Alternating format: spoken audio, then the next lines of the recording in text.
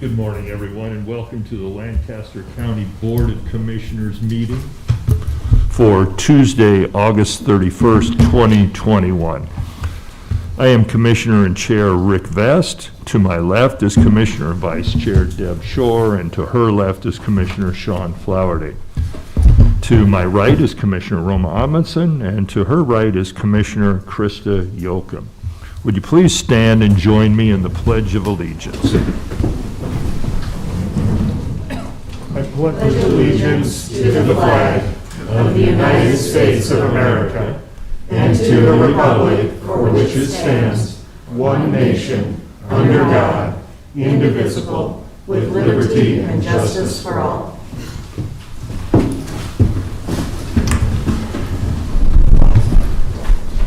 Mr. Clerk, please begin the meeting.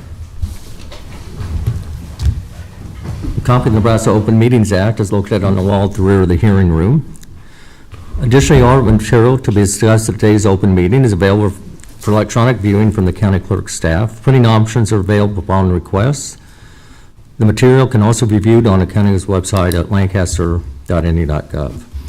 Agenda item 1 are minutes. Approve of the minutes of the Board of Commissioners meeting held on Tuesday, August 24th, 2021. Move approval. Second. We have a motion and a second to approve the minutes. Any discussion or corrections? Please call the roll. Shore, Yes. Amundsen, Yes. Yoakum, Yes. Flowerday, Yes. Vest. Yes. Motion carries 5-0. Number 2 are claims. Approval of all claims processed through August 31st, 2021. This needs to be amended to include payroll ending August 25th, 2021. Move approval of the claims, including payroll through August 25th. Second. We have a motion and a second to approve all claims, including payroll through August 25th. Please call the roll. Flowerday, Yes. Shore, Yes. Amundsen, Yes. Yoakum, Yes. Vest. Yes. Motion carries 5-0. Next is number 3, consent items. These are routine business items that are expected to be adopted without dissent. Any individual item may be removed for special discussion and consideration by a commissioner or by any member of the public without prior notice. Unless there is an exception, these items will be approved as one with a single vote of the Board of Commissioners. These items are approval of grant contracts with the following: Centerpoint for the Diversion Evaluations Program in the amount of $14,595. Donald P. Ballou, Ph.D. for the Crisis Response Program in the amount of $6,000. Mentoring Plus for the Strengths Finder Training Program in the amount of $5,000. United Way of Lincoln and Lancaster County for the Clarity Food Distribution Program in the amount of $8,000. Setting public hearings on Tuesday, September 21st, 2021 at 9 a.m. in Room 112 of the County City Building regarding the following: appeal of the Lincoln-Lancaster County Planning Commission's approval of Special Permit 17043A to allow for renewal of soil mining and excavation on property generally located at Southwest 112th Street and West Van Dorn Street. Adoption of the Lancaster County zoning and subdivision fee schedule. Move approval of the consent items. Second. We have a motion and a second to approve the consent items. Any discussion? Please call the roll. Yoakum, Yes. Flowerday, Yes. Shore, Yes. Amundsen, Yes. Vest. Yes. Motion carries 5-0. Number 4 is unfinished business. This is Federal Equitable Sharing Agreement and Annual Certification for the Lancaster County Sheriff's Office regarding equitable sharing activity of drug forfeiture funds for the fiscal year ending June 30th, 2021. Move approval. Second. We have a motion and a second to approve item 4A. Please call the roll. Amundsen, Yes. Yoakum, Yes. Flowerday, Yes. Shore, Yes. Vest. Yes. Motion carries 5-0. Number 5 is new business. 5A is a special designated license application from Seven Diamonds LLC for an event at Hillside Event Center on September 17th and 18th, 2021. Is there anyone here to speak on this application? Seeing none, I will move approval. Second. we have a motion and a second to approve. Please call the roll. Shore, Yes. Amundson, Yes. Yocum, Yes. Flowerday, Yes. Vest. Yes. Motion carries 5-0. B is a special designated license application from the Lincoln Sports Foundation Motocross Track for an event on September 24th and 25th, 2021. Anyone here from the Lincoln Sports Foundation? Please step forward, sir. Yes, sir. Yeah, good to see you this Good to morning. see Why you don't too. introduce yourself My name is Patrick Thomas. and tell us a little bit about your event, Patrick. I'm on the board of directors for Lincoln Sports Foundation, and I'm responsible for running the motocross track. And we've got an event coming up in September, a regional event that's going to bring in a lot of people, and that's basically what the permit's for. And this is an event you've held in the past, I believe. Well, it's kind of a culmination of a few events, small events that are now going to be a big event. So Okay. normally we have a AMA state championship race in the fall, and it's looking like that could be maybe this race here could replace that. I see. How many contestants are you anticipating? We should probably have, judging by past results, probably 250 entries for the motocross race. And then we've got a bunch of fun events and stuff too, a pee-wee race for the little guys. And so it should be really, really good. A lot of people from other states and counties and cities and stuff too, so. Perfect, perfect, very good. That sounds like a fun event. Move approval. Thank you very much. Thank you all very much. We have a motion and a second to approve this designated license application special. Please call the roll. Flowerday, Yes. Shore, Yes. Amundson, Yes. Yocum, Yes. Vest. Yes. Motion carries 5-0.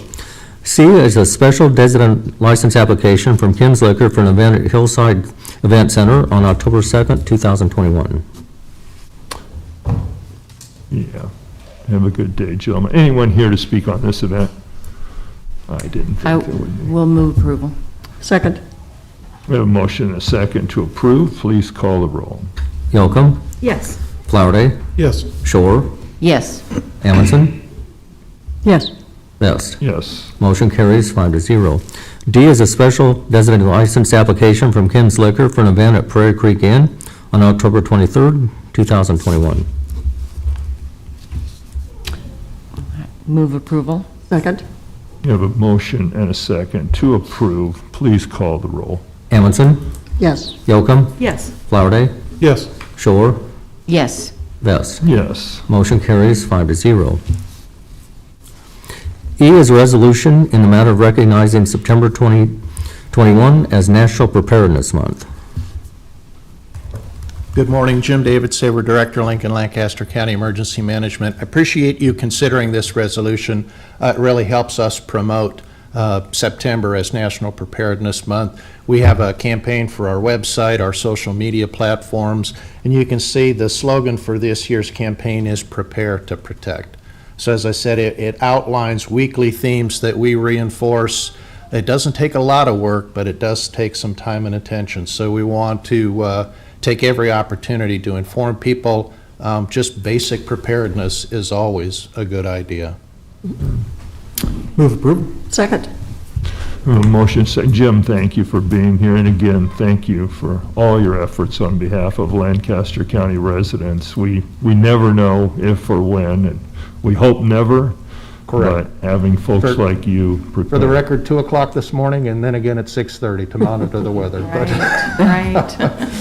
Just saying, so Yes, sir, anyway, my pleasure. And Thank you. We can't approve this resolution without thanking your hundreds of volunteers Here, that here. step Yep. forward in these times. And As always, yeah, assist. they really enable us to do the good work, the service that we're able to provide to the county. very good. Please call the roll. Shore, Yes. Amundson, Yes. Yocum, Yes. Flowerday, Yes. Vest. Yes. Motion carries 5-0. F is a resolution in the matter of authorizing the county board chair or vice chair to sign supplemental agreement number 2 with Alfred Benish and Company for additional preliminary design services.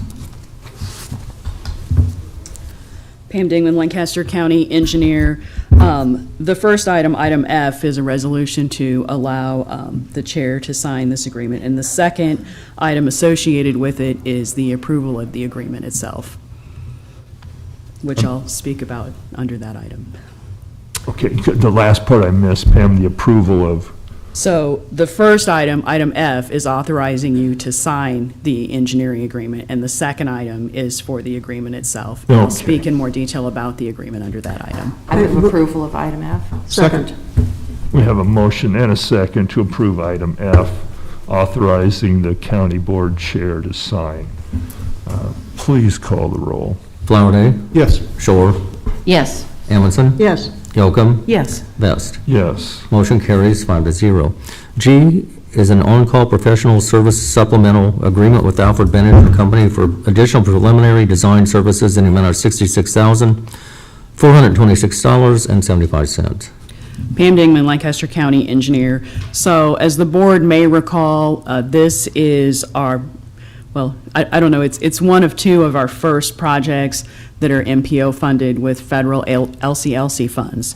What the taxpayers will pay for our portion of this contract in Lancaster County is only 10% of the cost. This contract allows us to make modifications to the intersections at 98th and O and 98th and A. And so, as always, the best preliminary plan doesn't always work out. When this alignment was laid out originally to connect to O Street, the assumption was made that O Street would be a four-lane divide by the time we got there. O Street is not a four-lane divide at this time, and there is a 4-foot elevation difference. And so there's going to be a substantial amount of engineering work at the north end to figure out how to get that intersection in and connected with turn lanes and walls, actually, to protect each property owner. And then as we go to the south, 98th and A is actually in the city of Lincoln's jurisdiction, and it will now be a roundabout.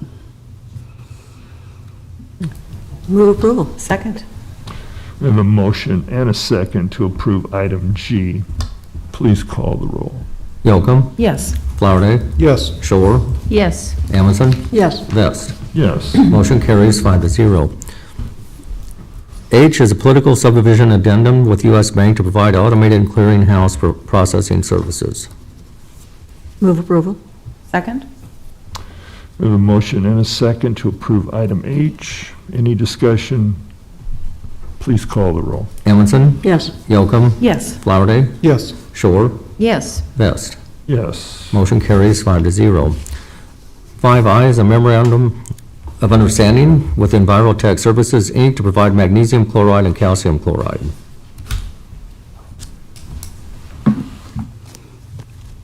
Pam Dingman, Lancaster County Engineer. For the last several years, I've been discussing with the board that we have a clear and dramatic need for dust control in Lancaster County. And although I've been working on this project along with my staff for several weeks now, of course, on a morning where our complaints are more mud-based than dust-based, nevertheless, I bring forward this MOU to you. So what we're doing with this MOU is we have cooperated with Sarpy County. They actually have a very aggressive dust control program. It also is a very expensive dust control program. They have the ability to store all the materials, and we're just going to bring them to Lancaster County. And we're going to prepare 1 mile of Lancaster County gravel road for dust control. And so this is a test project. It is not full implementation of dust control around the county, although you are going to hear me continue to come forward and talk about the importance of having a dust control program, especially as we have about 24 miles of road that have more than 300 cars a day on it. And so those are the roads we know are a substantial problem for us in Lancaster County. Yeah, Des. Do you know where the test location will be? I do. We do plan to concentrate on the mile of 98th Street between Holdridge and Adams. And so it is a process. What we're going to have to do is go out and rip that road. 8 to 12 inches down and recompact it in place and then incorporate this material with it. What people don't realize with the dust control material is it gets very hard and it's really difficult to maintain the road after we've incorporated dust control. So you get the benefit of the dust control, but if we don't have that road absolutely perfect before we incorporate in it, you'll have the benefit of potholes in a gravel road, which don't necessarily make people happy either. Move approval. Second. We have a motion and a second to approve item I. Please call the roll. Shore, Yes. Amundson, Yes. Yocum, Yes. Flowerday, Yes. Vest. Yes. Motion carries 5-0. J is a memorandum of understanding with Vulcan Sign, Vulcan Aluminum, to provide traffic and custom signs. Move approval. Second? We have a motion and a second to approve. Please call the roll. Flowerday, Yes. Shore, Yes. Amundson, Yes. Yocum, Yes. Vest. Yes. Motion carries 5-0. K is a memorandum of understanding with Data Shield Corporation to provide off-site shredding. Move approval? Second. We have a motion and a second to approve item K. Please call the roll. Yocum, Yes. Flowerday, Yes. Shore, Yes. Amundson, Yes. Vest. Yes. Motion carries 5-0. L is a contract with Encompass to provide annual service, sit-to-stand workstation, and accessories. Move approval? Second? Motion and a second to approve item L. Please call the roll. Amundson, Yes. Yocum, Yes. Flowerday, Yes. Shore, Yes. Vest. Yes. Motion carries 5-0. M is a contract with Office Interior and Design to provide annual services, sit-to-stand workstation, and accessories. Move approval. Second. We have a motion and a second to approve. Please call the roll. Shore, Yes. Amundson, Yes. Yocum, Yes. Flowerday, Yes. Vest. Yes. Motion carries 5-0. N is a federal equitable sharing agreement and annual certification for the Lancaster County Attorney's Office regarding equitable sharing activity of drug forfeiture funds for the fiscal year ending June 30th, 2021. Do we have anyone from the attorney's office here? Seeing none. Move approval. Second? We have a motion and a second to approve item N. Please call the roll. Flowerday, Yes. Shore, Yes. Amundson, Yes. Yocum, Yes. Vest. Yes. Motion carries 5-0. O is a recommendation from the purchasing agent and county corrections to award and execute a purchase order to Axon Enterprises for tasers and accessories. Morning. Good morning. Morning. Brad Johnson, Director, Lancaster County Department of Corrections.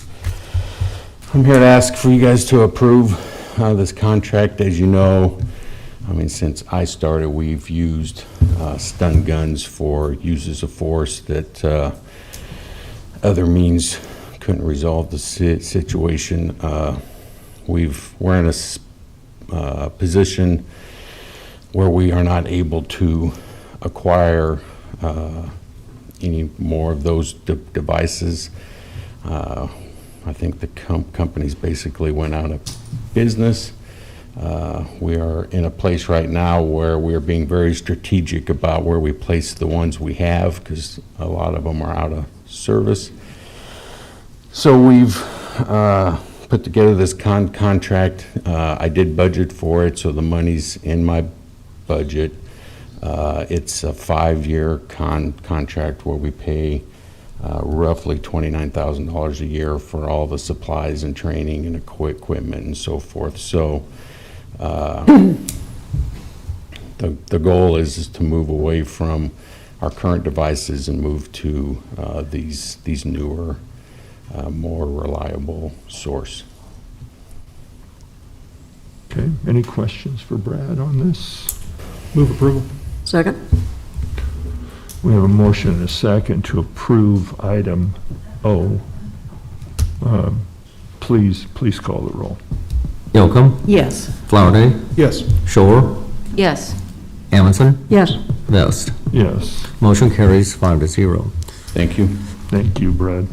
Next is number 6, a public hearing. This is for County Tax Amendment number 21005 to amend Article 14, Community Unit Plan, and Article 15, Additional Use Regulations for the Lancaster County zoning regulations, and amend Chapter 2, Definitions of the Lancaster County subdivision resolution to allow for solar energy conversion systems and all necessary appurtenances within an outline. Okay.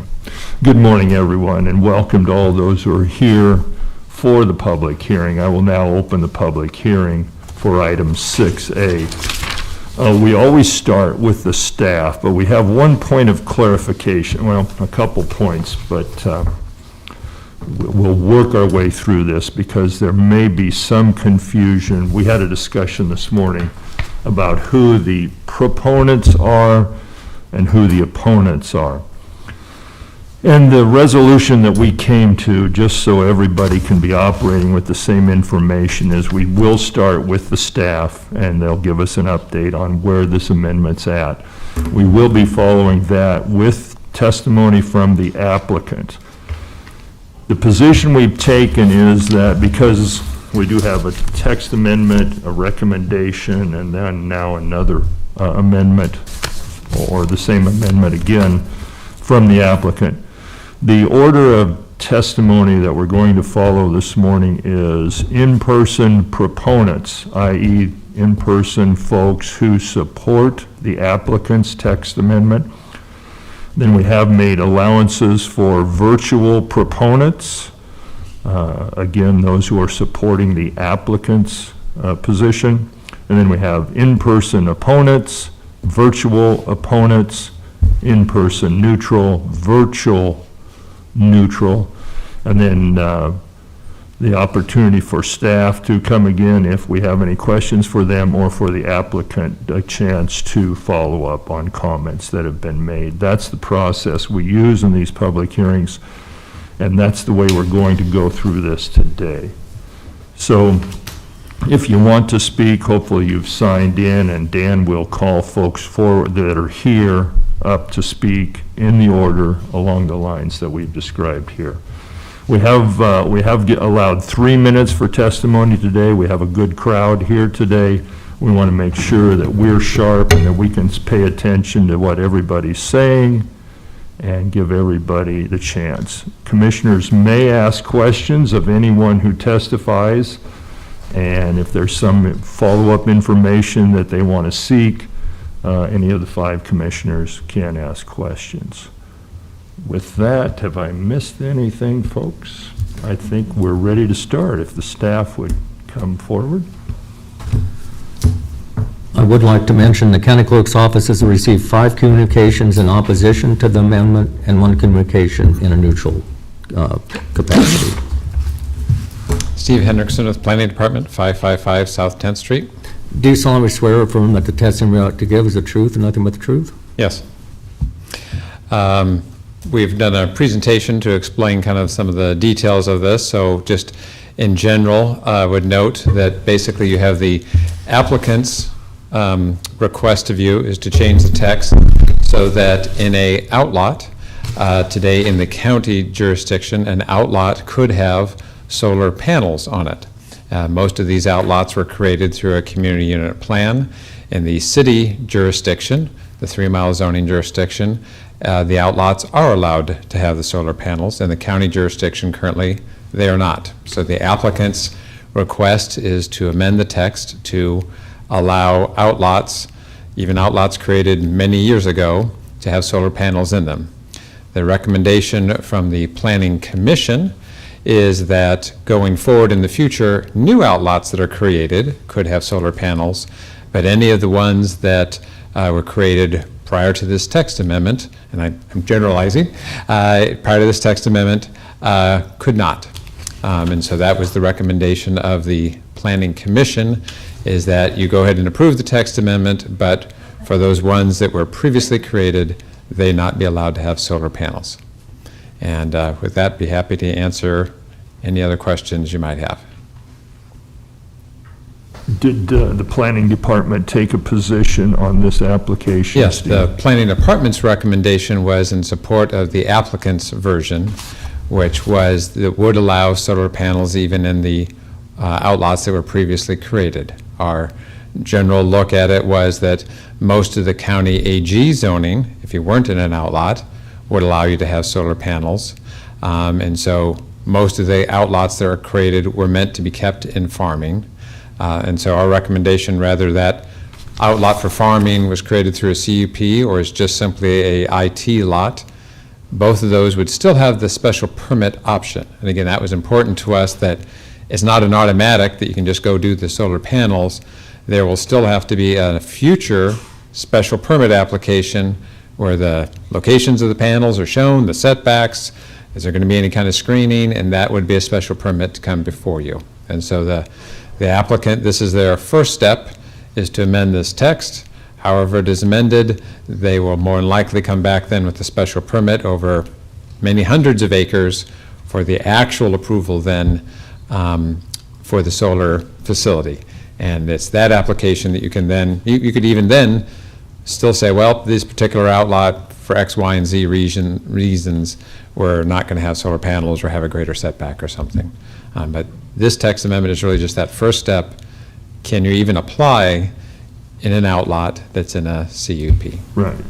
It doesn't obligate us to put solar panels Correct. anywhere. It It's just allows- about, should that be allowed or not? And the Planning Commission was saying, nope, I think the expectation for the people who moved in there was that that was just going to be ag.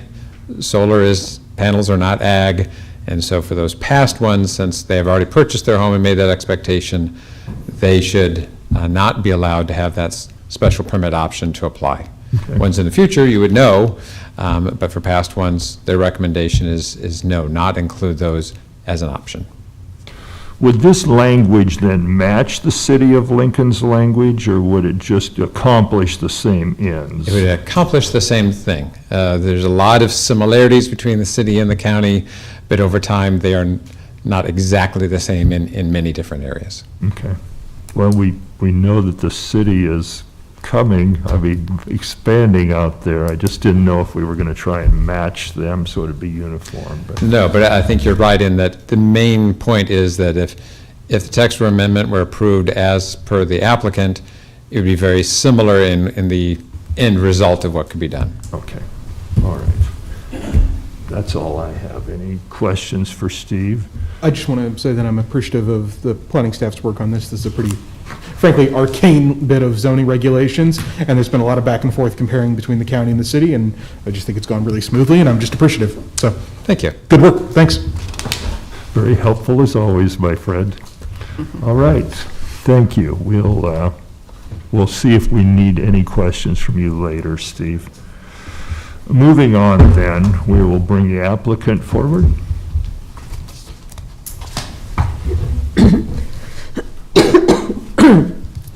Commissioners, good morning. David Levy, Baird Home Law Firm, on behalf of the applicant. I'm going to need to go ahead and swear you Oh, in. I'm sorry. Do you solemnly swear or affirm that the testimony you're about to give is the truth and nothing but the truth? I do. Thank you. Again, David Levy, Baird Home Law Firm, on behalf of the applicant. I also want to thank Steve Henriksen for his presentation just now. I think it was very clear. This is a technical change to the zoning that harmonizes the county and the city zoning. It's consistent with the county's comprehensive plan. You should have a letter in your packet, I know the Planning Commission did, of support for the originally proposed text amendment from the Lincoln Chamber of Commerce. You should also have an email or two in your packets from the owners of these outlots encouraging you to approve the originally proposed text amendment so that they can have options to use their property for other than just corn or soybeans.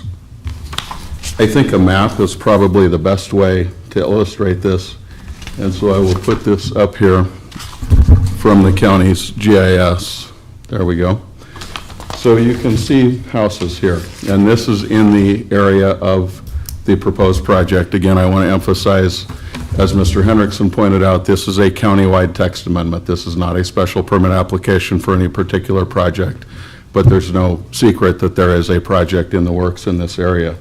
When you look at these homes, you see the front of those homes along that street, and you see agricultural land over here, and you see agricultural land over here. From the aerial, there is absolutely no difference between those two areas of property. This, however, is actually an outlot. This is what we're talking about. You can see, though, that that outlot is behind these homes. There's approximately 300 feet, plus or minus, maybe more, from those homes to that rear property line. If the county board were to approve the proposed text amendment, there would then also be, under current zoning, a 100-foot setback from that property line to any solar panels. So when you look at how it actually lays out, the outlot is a less intrusive place to those homeowners for solar panels than the ag land where solar panels can go today.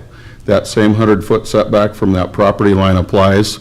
There's also a 50-foot setback from that road, so whichever the greater of those distances is from those front property lines would be the closest that those solar panels could be. The zoning regulations that this board adopted just a couple of years ago also require some of the most stringent screening for solar panels of any county that I've worked in Nebraska. You require 4 trees for every 100 feet across from the house and 75 feet in either direction. Those have to be fairly mature when planted, and when fully mature, they'll create a fairly opaque screen. So again, what we're asking for here in this text amendment is to allow solar panels on this piece of agricultural land when they're already allowed on this piece of agricultural land. But because, again, these outlots tend to be behind people's homes, those panels are naturally going to be farther from those homes than the ones that are already allowed. In addition, in recognition of the concerns of a lot of the people in the room behind me, my clients are committed, and I think you all have a letter to this effect, to add 200 feet voluntarily to that 100-foot setback where that property line between those adjacent to those homes, those non-participating residential property lines, are adjacent to an outlot. So because those outlots are already 300, 400 feet behind the actual home to the property line, you've got another 300 feet. You're talking about approximately 2 football fields from that home to that first solar panel, if the board is to approve the originally proposed text amendment. The last thing I'll say is, and I think you've all probably heard me say this before, land use regulation really is a balance. Any land use regulation is an imposition or a taking of private property rights. But the Constitution and the law allow municipalities to take those property rights without paying those property owners in furtherance of the public, in protection of the public health, safety, and welfare, but only so far as minimally necessary to protect the public health, safety, and welfare. In other words, you want to minimize the infringement and only infringe to the level absolutely necessary to protect the public health, safety, and welfare. That's the balance that you're seeking to achieve. It's not an easy one, I recognize that. But to say you can have solar panels here and you can have no solar panels here is in no way close to a balance. That, to me, is way off kilter. And so I think the proposed text amendment, especially with the additional voluntary 200-foot setback, making that setback from that property line a total of 300 feet, helps find that balance. I would say it's even favorable toward the homeowners, but that is what my clients are proposing and offering. And again, just to be very clear about it, our ask of this board is to approve the text amendment as originally proposed, not with the compromise or the proposal that the Planning Commission set forth, but rather as originally proposed to apply to outlots that exist today and those that might exist in the future. And again, remind the board respectfully, this is a countywide text amendment. This isn't just the 4 or so outlots that this project would affect or would affect this project. This is outlots across the entire county that people own. They want to put those to a productive use, and this text amendment will allow them to do that while still protecting homeowners who may not be big fans of having solar panels in their neighborhood. So with that, again, I would respectfully ask the board to approve the originally proposed text amendment and be happy to answer any questions.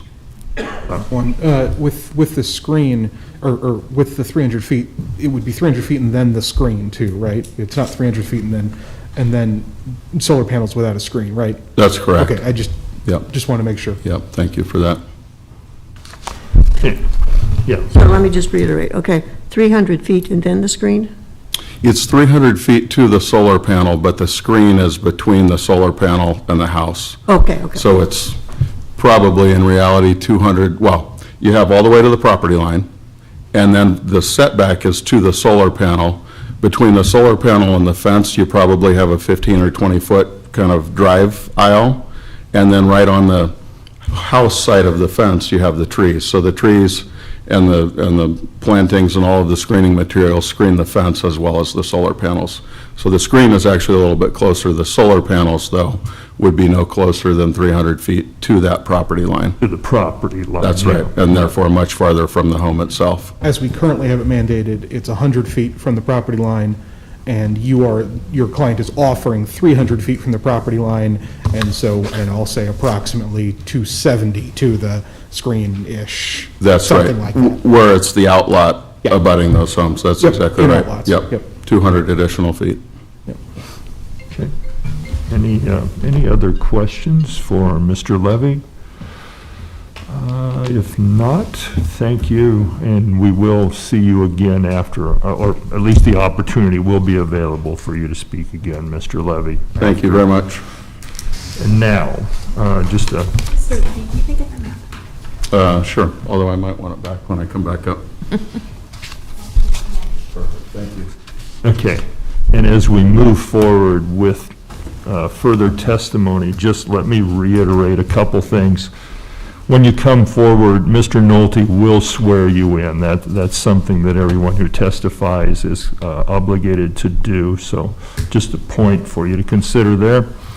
And then the second point, as we go forward now, we're going to go to proponents who are in the chambers testify next. And proponents are folks who support the position Mr. Levy is proposing. So with that, Mr. Nolte, do you have a list? We have one person has signed up to testify in support. One? Just one, yes. Okay. Ken Wenson?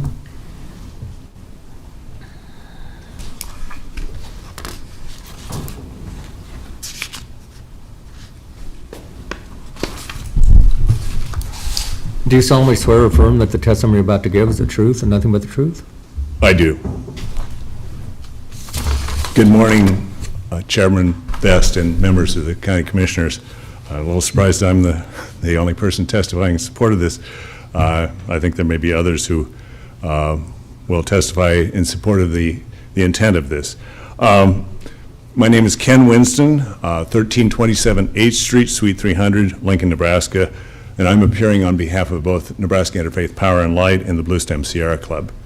We support the original text amendment, but do not support the provisions proposed by the Planning Commission. Climate change is the most important moral issue of our time. Climate change is already causing more extreme weather events, droughts, fires, floods, and more severe storms, all of which we have witnessed both locally and throughout the world. The most severe impacts of climate change are felt by the world's most vulnerable citizens. And I like to think of them as our neighbors. They're not just people who live far away or live in different parts of town. They're our neighbors. And these are often poor people who live in floodplains or who live in substandard housing, people who cannot escape the brunt of the severe weather events that we witness. We have a moral obligation to act on behalf of the weakest and most vulnerable among us. We also know that the impacts of climate change are going to be more severe on succeeding generations. I'm a parent of 3 children and recently became a grandfather, and I think we've got an obligation to act on behalf of those children, and not just our children, but the children of everyone. And that is a moral obligation. Now, reducing greenhouse gas emissions is a positive step that we can take to address climate change. And solar generation is a very easy and cost-effective way of doing that. 1 minute remaining. Solar generation, thank you. Solar generation emits no greenhouse gases, no pollution, no other pollution, uses no water, unlike fossil fuel generation. It's also cost-effective. In many cases, it's lower cost than fossil fuel generation. Can also provide many economic benefits in the form of construction jobs while it's being built, lease payments to farmers, and years of steady tax revenues to help build bridges and roads, and of course, help our local schools. The solar facility is also consistent with the nature of the area. As Mr. Levy described, it will be quiet, it will not increase traffic.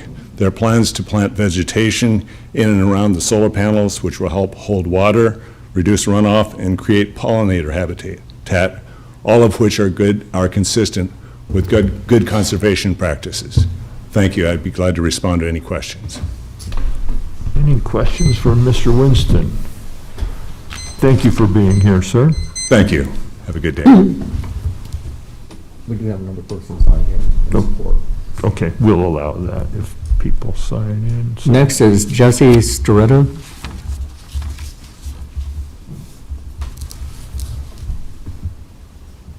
Do you solemnly swear or affirm that the testimony you're about to give is the truth and nothing but the truth? Yes, I do. Good morning, members of the board. My name is Jesse Storetta. I live at 3900 South 32nd here in Lincoln.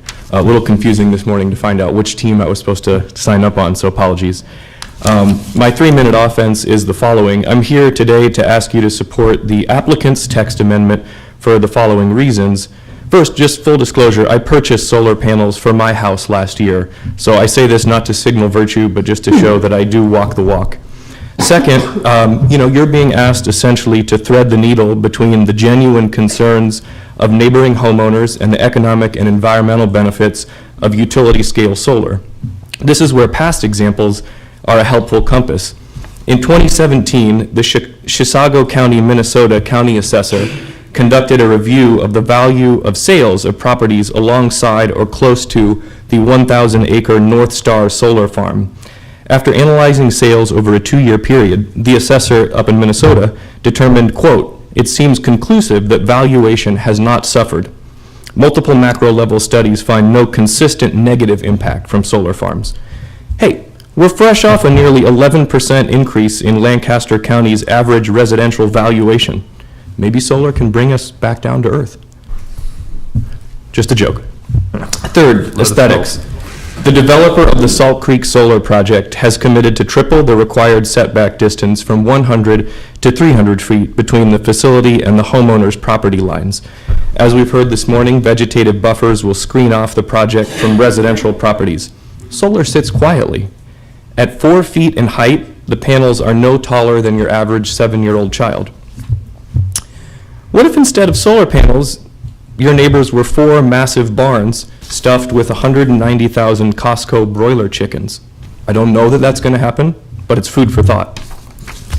Finally, I thought about making a bunch of points about economic and clean energy benefits, but Ken Winston and others do that much better than I do, and there's a wealth of information available on saltcreeksolar.com. 1 minute remaining. Thank you so much.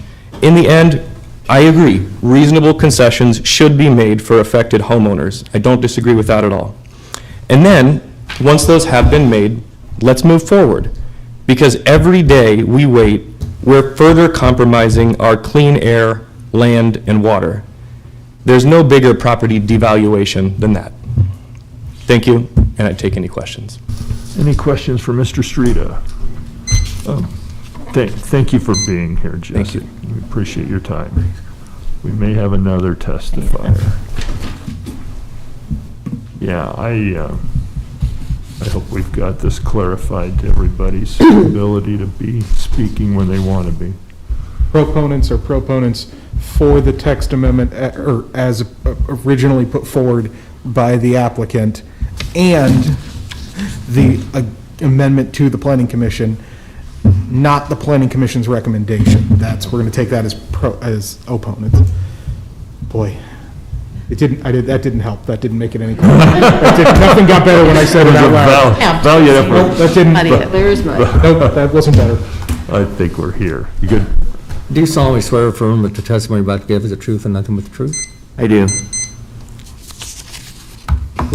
Good morning. John Hanson, Nebraska Farmers Union. I reside at 3540 Sewell Street, and our office, Nebraska Farmers Union, is 1305 Plum Street. and I am here in support of the original text amendment as proposed, and after the explanation that I heard this morning, I respectfully asked to switch my position from opposition, which was focused on the planning and zoning proposal. But the text amendment as a whole is what we support. We think it is the better policy. It is the more comparable and I think fair use between outlots and agriculture. I think that they should be treated the same. I think that helping harmonize the county's position in a manner consistent with what is going on with the city is the better policy choice. And so we are in support of the original text amendment and would say that in my position, I get the opportunity to work with a lot of different developers across the state, both wind and solar. Some, I think, are more focused on the short-term goal without maybe being as sensitive to landowners as I would want them to be. We have worked with this developer and found this developer to be flexible, and we think treating the overall community and the landowners in a good fashion. And so we're more than glad to say that publicly. We don't say that publicly for all developers, but so we've had a good experience and would say that I do have a handout that is just simply the status of solar development in Nebraska from the Nebraska Department of Energy and Environment. So who do I give that to? 1 minute remaining. I do. And so as you kind of look at where we're at right now, in my opinion, we are really poised on kind of the opening of the door of commercial solar development and a large scale across the state.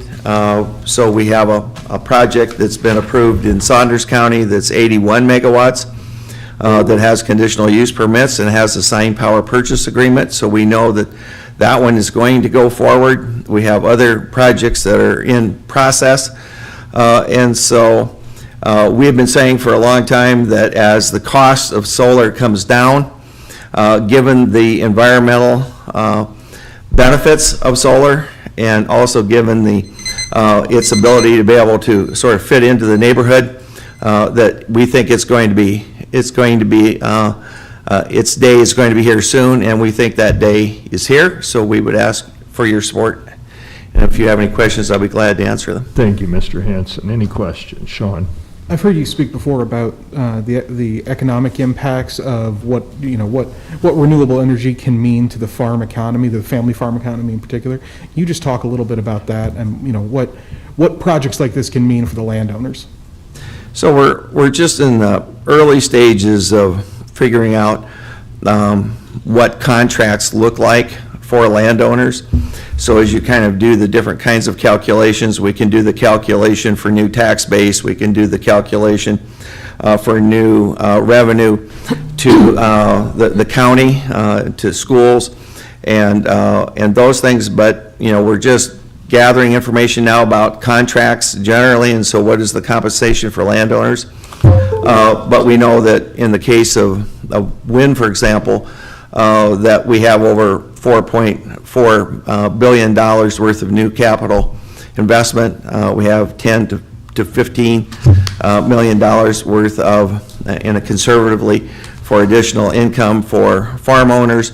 And so we see solar following in because the amount of tax revenue based on the formula that we have at the state level is the same for either solar or wind. So we see solar just kind of filling in behind the progress of wind. And so I would say in the last 10 years that wind, for example, is the biggest new rural economic development player in rural Nebraska. So we represent landowners. So our folks are saying that if we have an opportunity to participate in a wind project or a solar project, we can diversify our income, bring in some new additional income for the resources that we already own, that's a form of value added. And so that's how we land. Very good. Mr. Hanson, you've handed us this map of Nebraska with the starred areas. Are there, and I'm not trying to put you on the spot, this one. Leslie, do you want to put one of these up on them? Yeah, We can let's still do see it. that, Leslie, since I'm going to ask about it. I am just curious, sir, if these are proposed or if these are actually up and functioning solar farms, if you know. Thank you for the question. So if you look at the back, and you look at the list on the back, these are projects that are currently online. So these are not proposed projects, these are projects that are actually online, and so these are the ones that the Nebraska Department of Environment and Energy are, routinely update on an annual basis and say, okay, what are the new projects that are actually online? And so we work with all of the utilities, and so these are, and all the different agencies to be able to gather this information. We help provide information where we see it, so do a whole lot of other folks. So they gather that up, and so they've made the decision, which we agree with, because we've been working with these guys annually for a very long time, is that they ought to just stay out of the business of trying to do proposed projects, because you end up getting involved with too much spin about whether or not a project's a real project or not. And so these are real projects, and they are online as of July of this year. Okay, well, the reason I ask is because when we went through the wind energy discussions, I drove to a wind turbine farm, Steel City, I think was the name of it. And I'm just looking, I haven't been around a solar farm, so if I wanted to drive to somewhere, Central City, Aurora, I could see a solar farm at those locations. Is that accurate? Yes, and so if you look in the back, you can see the size of Lincoln's project, for example, and compare it to the one in Kearney or Lexington or Scottsbluff or Fremont or Fort Calhoun or Hastings, for example. But, it's a matter of scale, and so once you've kind of seen a fairly large project, and you kind of look at them and you see how they're laid out, a lot of them are very similar. Okay, great. That helps me. Yeah. Any other questions for Mr. Hanson? Thank you for being here, sir. And thank you very much. Next is Jordan Anderson.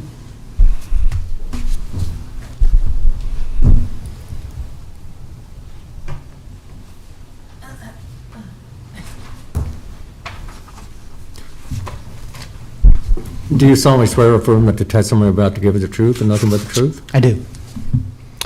Jordan Anderson, 7815 Ferris Drive, Lincoln, Nebraska, just a concerned citizen. I want to support County Board adopts this text amended as originally proposed. Don't have a whole lot to say, just that, solar energy is, according to the Energy Department, the fastest growing source of energy and cheapest as well. Kind of what Ken Winston said, I think, it's a moral obligation that, in the decades to come, that we find ways to diversify our energy sources towards more non-renewable sources. I think, fossil fuels are finite. Our society, our planet will be better if we get away from them as soon as possible. I know there's a lot of reluctance from some of the landowners here. I understand that, but I just ask that, the board look at the grand picture on helping combat climate change and reducing greenhouse gases. With that, I submit. Any questions for me? Thank you for being here, Mr. Anderson.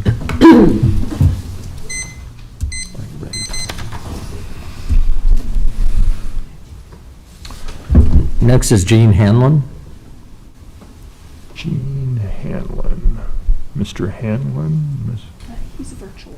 Oh, okay, thank you. Okay, we will now, that will end. Can you hear me?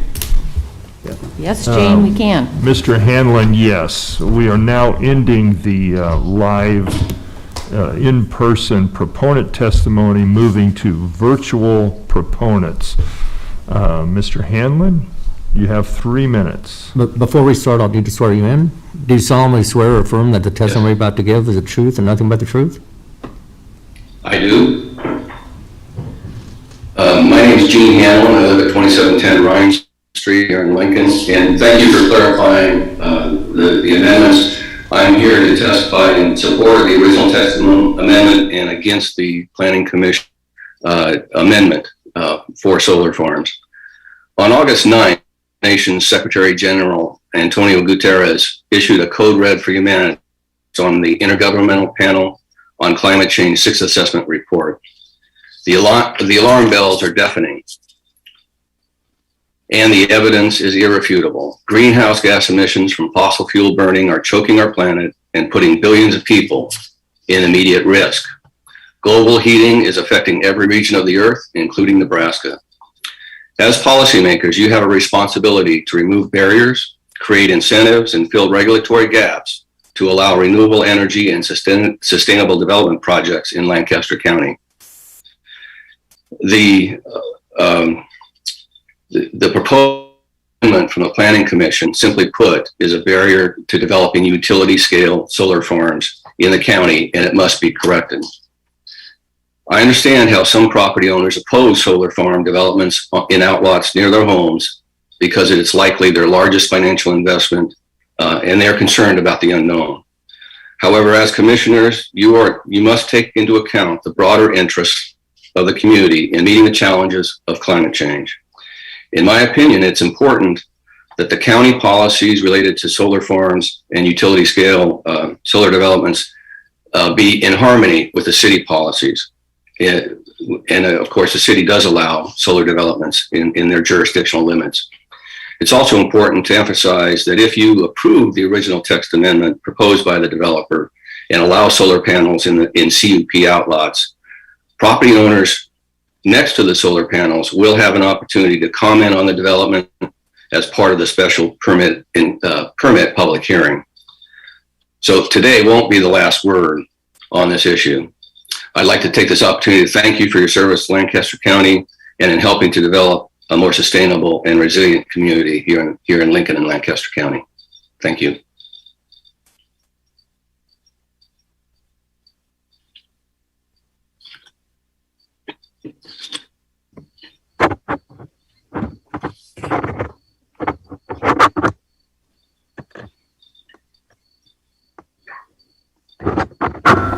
Blow you up.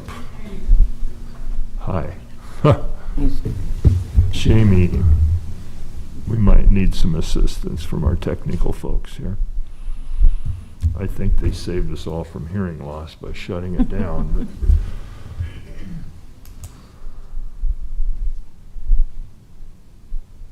Jamie, are you there?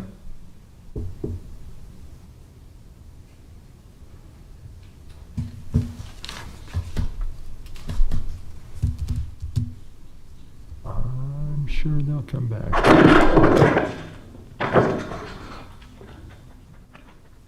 Mr. Hanlon, can you hear us? Jamie? Yes, I can. And you Okay. You did not hear my testimony? We heard your testimony, and I just was going to ask the commissioners if they had any questions for you. Seeing no questions, Mr. Hanlon, thank you for testifying this morning. We'll move on to the next virtual testifier. Next is Rebecca Seth.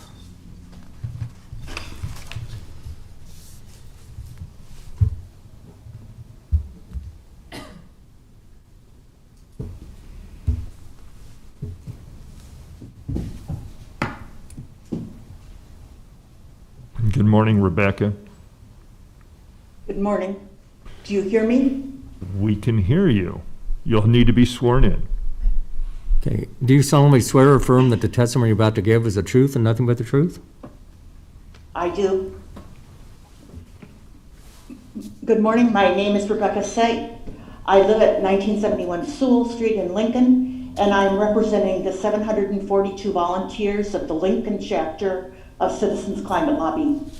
We support the original text amendment that would allow solar development on outlots of existing CUPs. CCL is a nonpartisan organization whose mission is to build political will for a livable world. I was going to cite the IPCC report as well, but of course we know that climate change is happening now if we read or hear everyday's news. We must significantly lower our carbon emissions. Individual actions are necessary, but insignificant in comparison to the decisions needed by governmental entities on all levels that can lead to reduced emissions. No electric generation is without its ramifications for the community and for the environment, but we must cut fossil fuel generation. We understand that concessions have been made to ease the concerns of those not participating in the proposed solar project, and think that zoning decisions must balance those concerns with the interests of the project participants and those of the whole community to make cost-effective solar development possible now and in the future. By the way, we also have solar panels on our home, and I thank you. Any questions for Ms. Seth? Rebecca, thank you for testifying this morning. Thank you. That was the last person we had signed up in support. Okay, real good. I was just going to note that you make sure that anyone who is here and didn't sign up still has the opportunity to testify for proponents. Yes, yeah, thank you for clarifying that, because we did have some uncertainty about what being a proponent meant and what being an opponent meant. If you haven't signed up and you still want that opportunity, we will allow it. So given that is the last of our testimony from the proponents in favor of the text amendment proposed by the applicant, we will now move to opponents of the text amendment proposed by the applicant, and we'll begin with those who are present in person this morning. First up is Andrew Poole.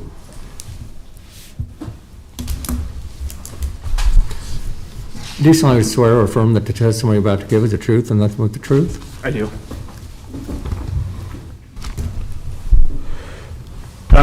Thank you, Commissioners, for the time this morning. I appreciate the opportunity to discuss our position here. On this map, I do want to bring this conversation back to what we're actually discussing here, which is the zoning on the outlots itself. All the proponents are talking about the solar and the need for solar and all the benefits that it provides, things like that. I'm not here to disagree with that. What I'm here is to point out that inside of these outlots, this is what this is all about, is these four or five pieces of parcels of property. We're not looking to squelch the entire plan. What we're doing is we're looking at these particular pieces of property that are adjacent to landowners. My property happens to be right here. We are adjacent to the outlot that is listed right here. But when we look at a lot of these outlots, these are the most important parts of this. On this section here, this is a measurement from my property line, or the property line right here, to our structures. Happens to be 15 feet. So while I appreciate that some of the properties are set back a little bit further from their property lines, we do have structures and things that are fairly close and fairly adjacent to our property line. When you add the setbacks in, we're not too awful far away. With the original proposal at 100 feet, that puts us approximately 33 yards away from, 35 yards away from that. I'm not as athletic as what I used to be, but at one point I used to be able to throw a football that far. This is another view from our property. This is more of a common area. This is our drive. The white stake represents the property line, which again is a mere 16 feet away from the drive. So again, we're talking about something that's relatively close in proximity to our properties and to our property lines.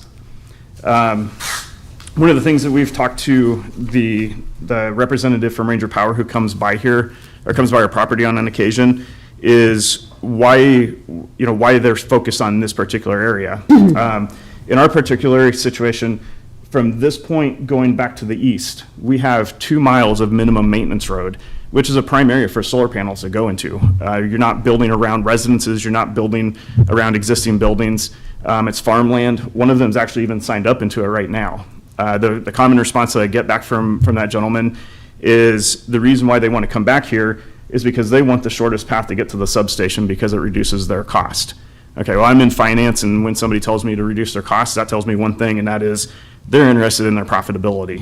And again, we're not looking to dismantle this thing, but if this thing could go a couple miles back to the east, now we're opening up new territory, and we're also opening up the ability for them to continue this project without it being directly adjacent to residences. I want to turn the attention more to the staff report at this point. Item number 4 that the staff report says is that the comprehensive plan is asking us to adopt more renewable resources, and they're mentioning it to be within the county. I think it's important to note that with LES currently has approximately 300 megawatts of power that we purchase from renewable energy resources from wind farms in Oklahoma, Kansas, and Nebraska. So we've made these strides. We don't have to have them in and adjacent to residences in order to continue providing that opportunity to come to clean energy. All right, thank you, Mr. Poole. Any questions for Mr. Poole? Go ahead. Are there any other comments with regards to the staff report you wanted to make? Yes, on number 8, I would like to just point out that they're discussing that while this is not an agricultural use, they're including uses that include campgrounds, veterinary facilities, schools, clubs, healthcare facilities, and recreational facilities. These are vastly different and not comparable. We're not comparing apples to apples. We've got apples to oranges with respect to an industrial solar complex. So while I appreciate the desire to move towards a green position, with respect to these outlots, we need to keep this type of communication in mind, that we currently allow these types of uses, but we don't have industrial uses right adjacent to our residences. So I do have copies of these for everyone. Okay, thank you. Anyone else? Mr. Poole, I had a question, and you just gave your map away, but I think we can get there without it. Okay. You don't live on one of the CUPs, but you do live right next to one? Was that? No, we do live in a CUP that is adjacent to an outlot. Okay. So the pictures that I provided you are from my property. Okay, and so then the applicant has proposed the 300-foot setback for folks like yourself, if the text amendment were to be approved in their favor. The numbers you were showing us were much less than 300 feet. Would the 300 feet setback apply to the place where you're saying it'd only be 33 yards away? Well, currently the way that the code is written right now is they're doing 100 feet. They've just recently sent us a letter saying that they would consider doing a 300 feet setback, which would be in addition to the 15 feet that's there, or the 3 yards. Underneath the original communication we received, it would be 100 feet. And so we'd be approximately 35 yards away from our structure. Right. So, and I do want to emphasize that I'm asking the committee to vote in line with the unanimous decision of the Planning Commission. Yeah. So I'm not asking for denial of the thing outright. I just want them to vote in line with the Planning Commission, or you all. So I appreciate that. So then you're not necessarily opposed to a special permit. You're not saying that no solar power in Lancaster County. Just on new CUPs, the existing ones, we have people who have trees, structures, buildings, things like that are within a reasonable distance, that we need to really consider how close we have these solar panels coming back into existing structures. Okay. Thank you for being Thank here, you, sir. appreciate it. Next is Deborah Moore. I don't think, let me send those out. You solemnly swear or affirm that the testimony you're about to give is the truth and nothing but the truth? Hi, I just want to clarify that I'm not a landowner. I don't live in any of these outlets. I do want to reiterate with what Andrew said, that I don't think anyone here is against green energy. We all know that solar is coming, but in this particular case, for me as a mother, And these people have bought their property, the existing homeowners have bought their property with the outlet, the way that it is saying agriculture only. I feel like it's a bait and switch for them. And I don't live in any of these properties. I don't live in this area, so I don't have any skin in the game per se. But as a citizen, I'm a mother, I'm a veteran, and I think it's wrong for you to do this bait and switch and change it to an industrial area with solar panels for these people that have already bought their property. They live there, they're raising their family in there. I'm concerned with that. We all talked about that. The gentleman that had the map earlier that was showing the land, if you allow, he said, what's the difference between the one side and the other side, the one that's already approved and the other one? Well, you're going to basically block all those people in by solar panels. So what if there's a fire? Do we have the resources for our fire department to come in and help these people get out? What about the lead? I know solar panels have lead in them. Is this company, if these start breaking down, or is this company come in and take care of the lead hazard that could get in the water for these residences? What about disposal costs? You know, after they've got their federal government subsidies, are they going to come in and take care of these? Because what's the time frame of how long solar panels last? 10 years, roughly? So as a citizen, is Lancaster County and my tax dollars going to be used to dispose of these after they've already gone and they've got all their federal subsidies? 1 minute remaining. And then the other thing is you're restricting growth. We all know that Lancaster County is growing out in the east. I think one of you guys even said that. So you're restricting the growth and the tax revenue for my children and others across the county. And we're only talking about this small section of 4 or 5 properties. We're not talking about the whole project. We're just talking about these residential areas. So I believe that you should approve the Planning Commission's revised recommendation to exclude the existing properties. Thank you. Okay. And could you give me your name one more time? Deborah Moore. Deborah, all right. Any questions for Ms. Moore? All right, thank you for your time, ma'am. Next is Kent Asher.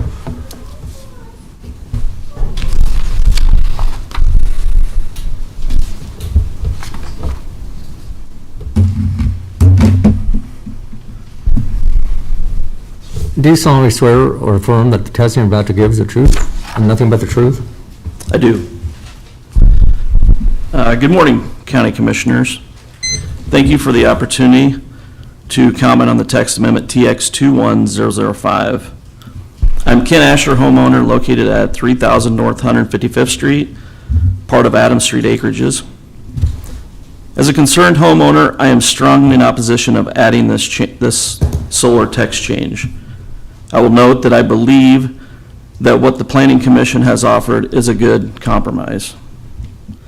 It is my understanding that in 2019 there was a text amendment change allowing solar to be added to ag ground with the exception of outlots.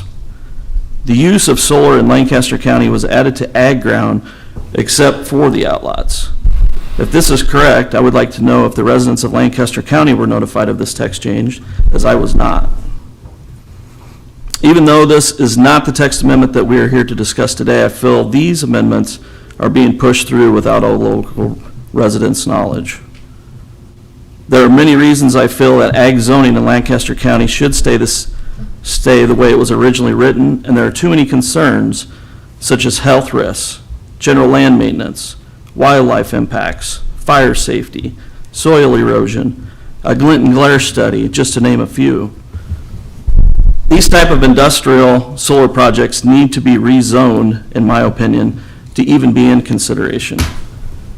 I also want to note that I am not necessarily against solar, but feel that these types of industrial projects need to be as far away from residences as possible and not next to outlots, or not on outlots, sorry.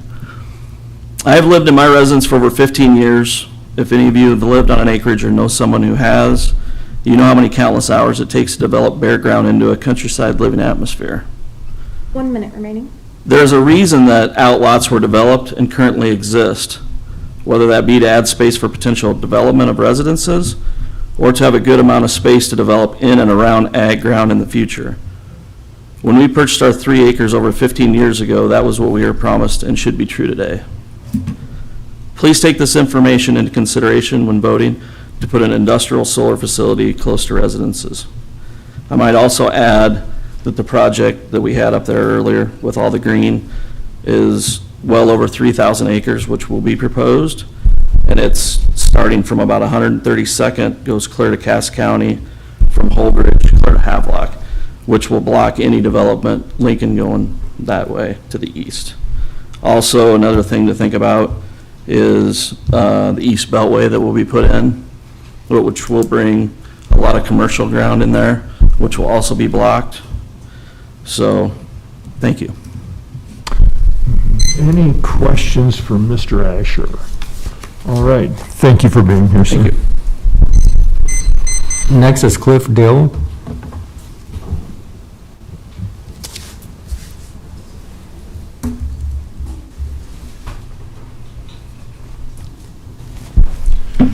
Do you solemnly swear or affirm that the testimony you're about to give is the truth and nothing but the truth? I do. Hello, my name's Clifford Dill. I live at 18405 Holdridge. I've been there for more than 37 years and have enjoyed every part of living in rural Lancaster County. My residence is not part of a CUP.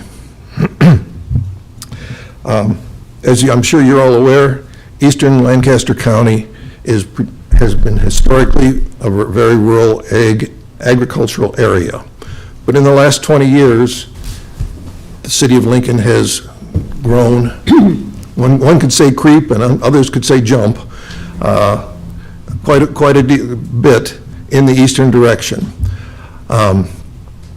For those that do move to rural Lancaster County, there's reasons for doing that. There's a peacefulness of living outside of a city.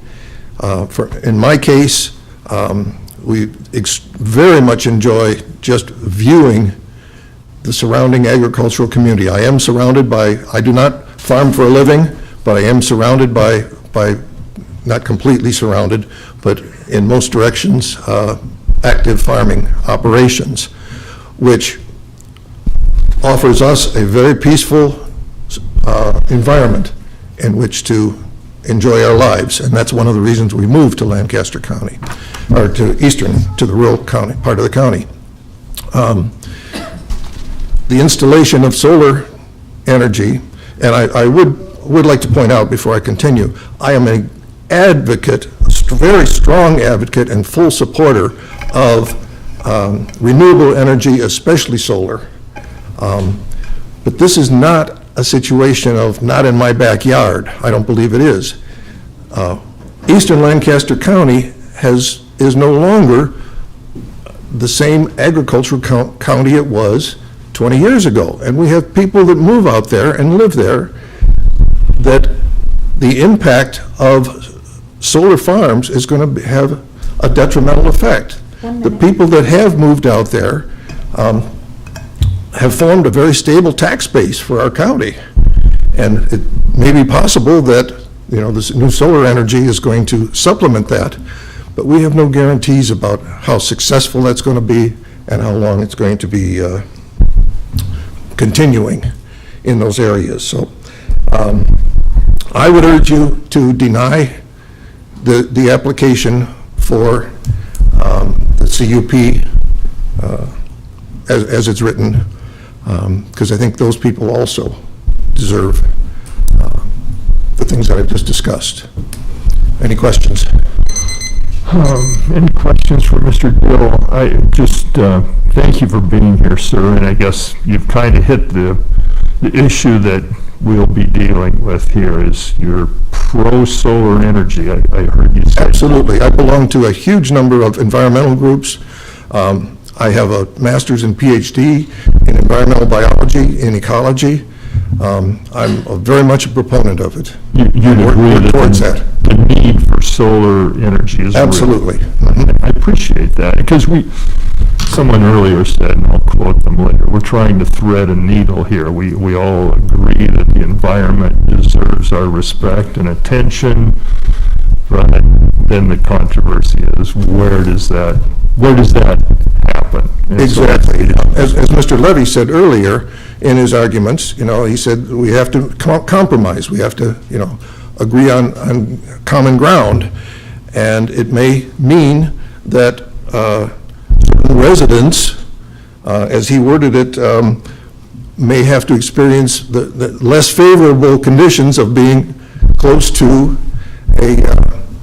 a solar facility. Well, that's not necessarily true. Solar facilities don't, in my opinion, we need them, but they don't belong in areas that are developing into residential acreages type situations. We've got lots of other places. Nebraska, Lincoln is our second largest city in the whole state. And to think that we have to put a solar facility within, 6 or 8 miles of the city limits, All right. Thank you, Mr. doesn't make sense to me. Thank you, sir. Thank you. Appreciate your time.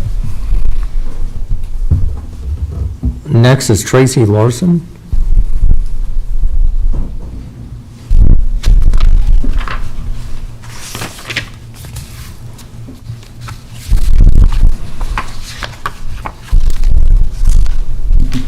Do solemnly swear or affirm that the testimony you're about to give is the truth and nothing but the truth? Yes, I do. Like I said, my name is Tracy Larson, and I did come, this is my second time here, and I'll try and not get emotional because last time I did. But I believe, everything that my neighbors here are saying. I am not directly, they're not directly in my property. My husband and I took 10 years. This is our third home we've built in Lancaster County. We both pretty much grew up in Northeast Lincoln. Our daughters are here. They've all bought homes in Northeast Lincoln. It took us 10 years to find a place that's not by a power outlet, that's not by a home that doesn't take care of it. We found the perfect spot at about 182nd and Holdridge, if there was a street there, built for 4 years now. There's different types of green energy. I believe in green. I recycle. I save my plastics. I don't litter. In fact, I walk the 2 to 3 mile areas of our development, and I pick up garbage. I can get huge garbage at least once or twice a month. I'm just saying, I'm all about the green, but there's a place for it. No one's talking a whole lot about the toxicity. I don't know about you guys, but on your cell phones, I have that little thing on so that all the rays don't go through you. How many of you talk hands-free? Because you don't want that up next to your ear for hours and hours and hours. We all know that that's not good for us. So I'm just saying, these solar panels, they belong in a different spot, not near people that have purchased homes. My husband and I took 10 years. We've been out there 4 years. We plant as many trees as we can for the last. That is, to me, oxygen that I'm trying to prepare for my grandchildren to come out. Not to have a solar farm that a fire within seconds can take that away. No one's talking about that. We live in the Waverly Eagle area. There is no way if those things kept a fire because of a hot degree that we've had the last 2 weeks with hardly minimal rain, those panels are up to 36 to 40 degrees hotter. Can you imagine that in your backyard? That catches a fire, where's it going to go? Those people that live with 100 or 200 feet, 300 feet, that's not far enough. The fire department cannot get there fast enough. So this is all avoidable. In the world we're living in today, this is preventable, this is avoidable. We all want to be green. I mean, who doesn't litter? We want the world to be a good space. But I'm just saying, not in the people that has invested in these acreages. And so I would say at the very minimal, I agree with what the Planning Commission said, is to grandfather us that have spent all of our retirement and everything in our homes, and we love being home, planting for the future, for oxygen, and we take care of our surroundings. So I'm just saying, put it somewhere where there's no homes. And even I feel so sorry for the rest of Lancaster County if they don't know about this, the outlots. And I feel sorry for my daughter over here. She wants to build an acreage someday, her and her husband. But where is she going to go? Is she going to have to read the really, really fine print? And I have a photo here, and I just want to say, I know we all say we don't want it in our backyard, but can you really say that you want that in your backyard? Because if they don't take care of it, and the hail that we have here busts up these panels, this is what's going to happen. And these people, Ranger, they came in this area, they're going to leave as fast. When this happens, who's going to be there to clean it up? When I'm walking these streets and I'm picking up everybody's beer bottles and wine bottles that they had the night before, am I supposed to pick up this toxic stuff, and where do I do it? Do I dump it in my garbage? They're not going to come back and pick this up, and we haven't even touched on the animals and the wildlife. There will be none. And there's screens, and the other thing, the one comment he said is 4 trees every 100 feet. Trust me, I've planted probably 200 to 300 trees, and a pine tree like this, I won't even be alive by the time that pine tree gets big enough to hide those solar panels. So when they say a reputable size, I've planted some trees that are 15, 20 feet, and I still have to babysit them every day and water them. So they can plant all the trees they want on that screening, but if somebody isn't out there watering those trees and talking to them, they're not going to grow. Thank you, Mrs. Larson. And Any- one more thing, real quick, any I'm sorry. questions for Mrs. Larson? Wouldn't you rather have that in your backyard? And your property value will decrease. Very good. Any questions for Mrs. Larson? Thank you for testifying. Thank Yes. Yeah, the clerk will need a copy of those. Next is Mick Von Busch.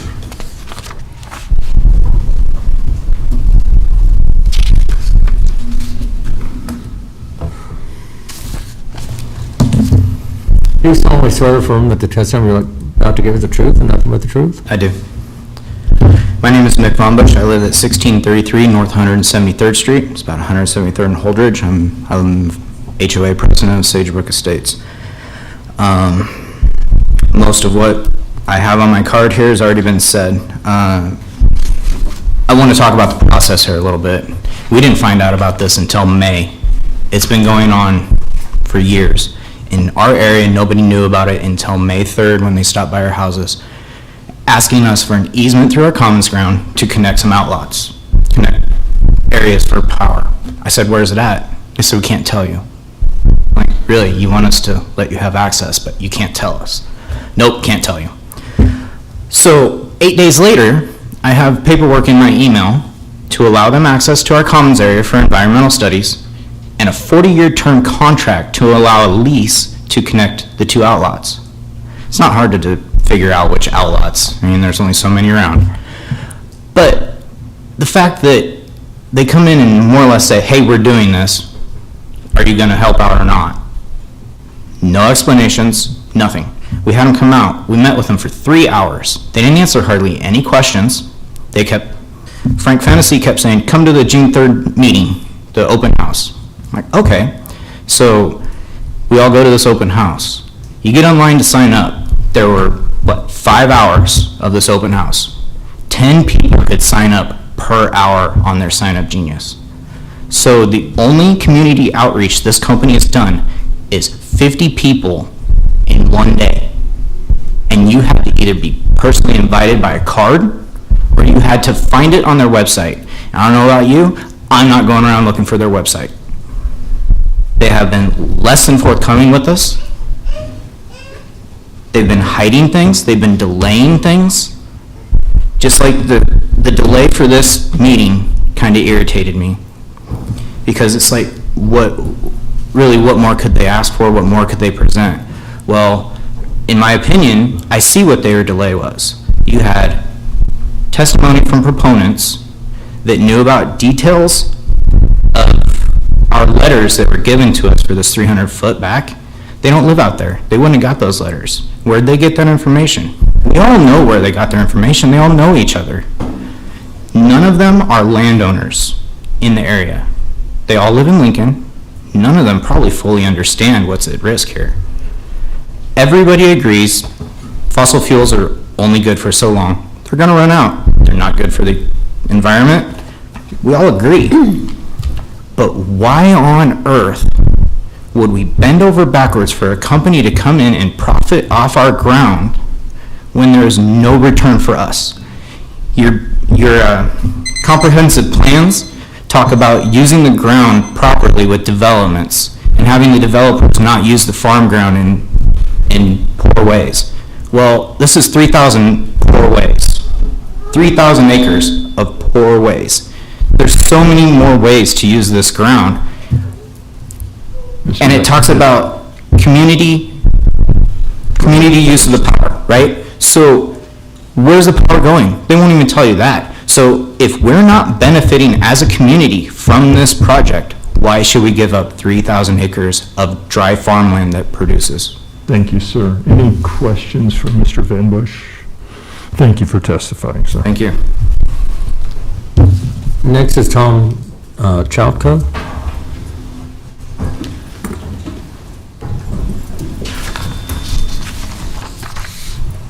Do you solemnly swear or affirm that the testimony you're about to give is the truth and nothing but the truth? Yes. Okay. My name is Tom Hutke. I live at 4600 Maddie Street.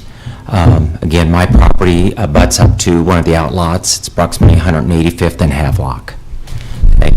I first want to start by saying thank you for recognizing the flag before you started your procedures today. I think that means a lot. I just, again, want to just represent the families. I know a lot of information has been given out as far as the things not, well, the safety and stuff like that. But I guess what I'm asking is that you listen to the homeowners that are in the areas that you're going to be affecting. I've been out in my property for over 15 years. I've spent a long time working with it. I've seen growth out there that has just been phenomenal lately. I want to see more of that. I did not get the property with the idea that I would have solar panels in my backyard. My kids are gone, but I do have grandkids that are anywhere from 18 to 2 years of age. I want them to be able to come out, enjoy the property and stuff that I've got. So again, bottom line, most of the testimony that's been for it, they don't live there. They're not part of our community. They're seeing only one thing, and that is the dollar signs or what it can be gained out of it. But I think you really, please take a look at what can be lost. And to say that our property valuations won't go down, I disagree. I don't know who's going to run out and look at my property and give me what I think it's worth if I've got a field of solar panels that's as far as the eye can see. Thank you. Hey, sir, could you give me your last name one more time? It's pronounced Hootke, C-H-O-U-T-K-A. C-H-O-U-T-K-A. Yes. I'm not going to pronounce it, sir. But I answer to most everything. Oh, very good.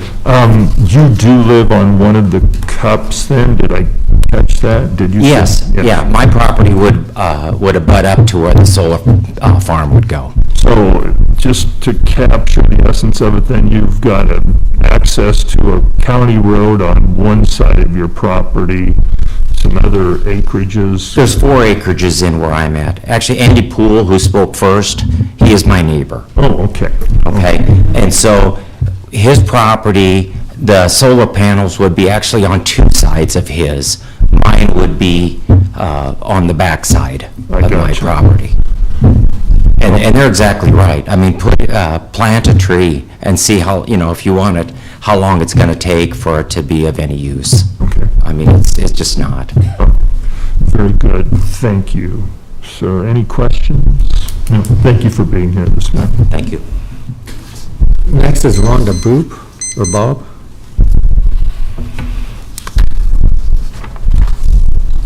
Do you solemnly swear or affirm that testimony you're about to give is the truth and nothing but the truth? Yes. I'm Rhonda Bopp. I live at 1855 North 173rd Street.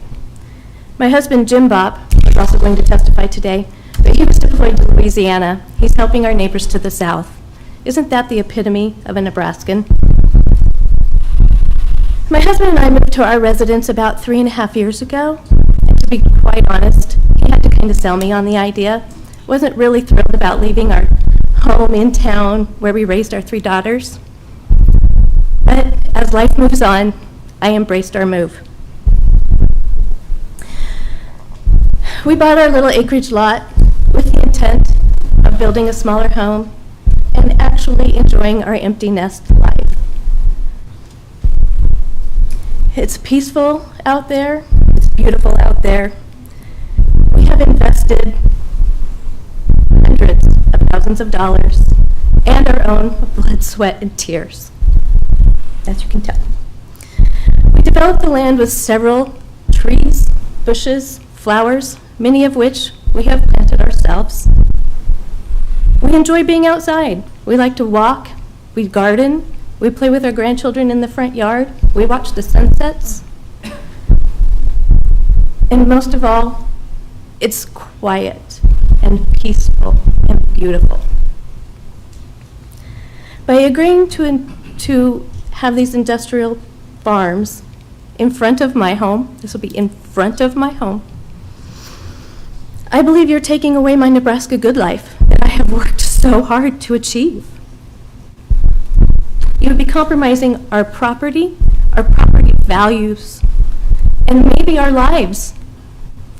You know, with the fire, as they were saying earlier, quickly destroy everything. 1 minute remaining. In addition, you'd be taking away our rights as landowners. We were sold these lots with the intent of agriculture land being in those outlots. The developers, the sellers, and the buyers knew that when they sold us that land. So as one might say, we do appreciate our status quo, and we do think that it is unreasonable to put these in front of and in back of our homes. For reference, 300 feet isn't even the length of a football field. It's not. He said it was. It's not. I would implore you to consider the families like us, all of us here, that have worked so hard to achieve their Nebraska good life, and to vote no on putting these industrial farms in front and in back and on the sides of our homes.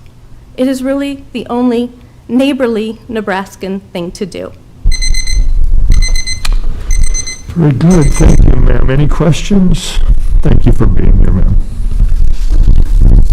Brett Schunkweiler?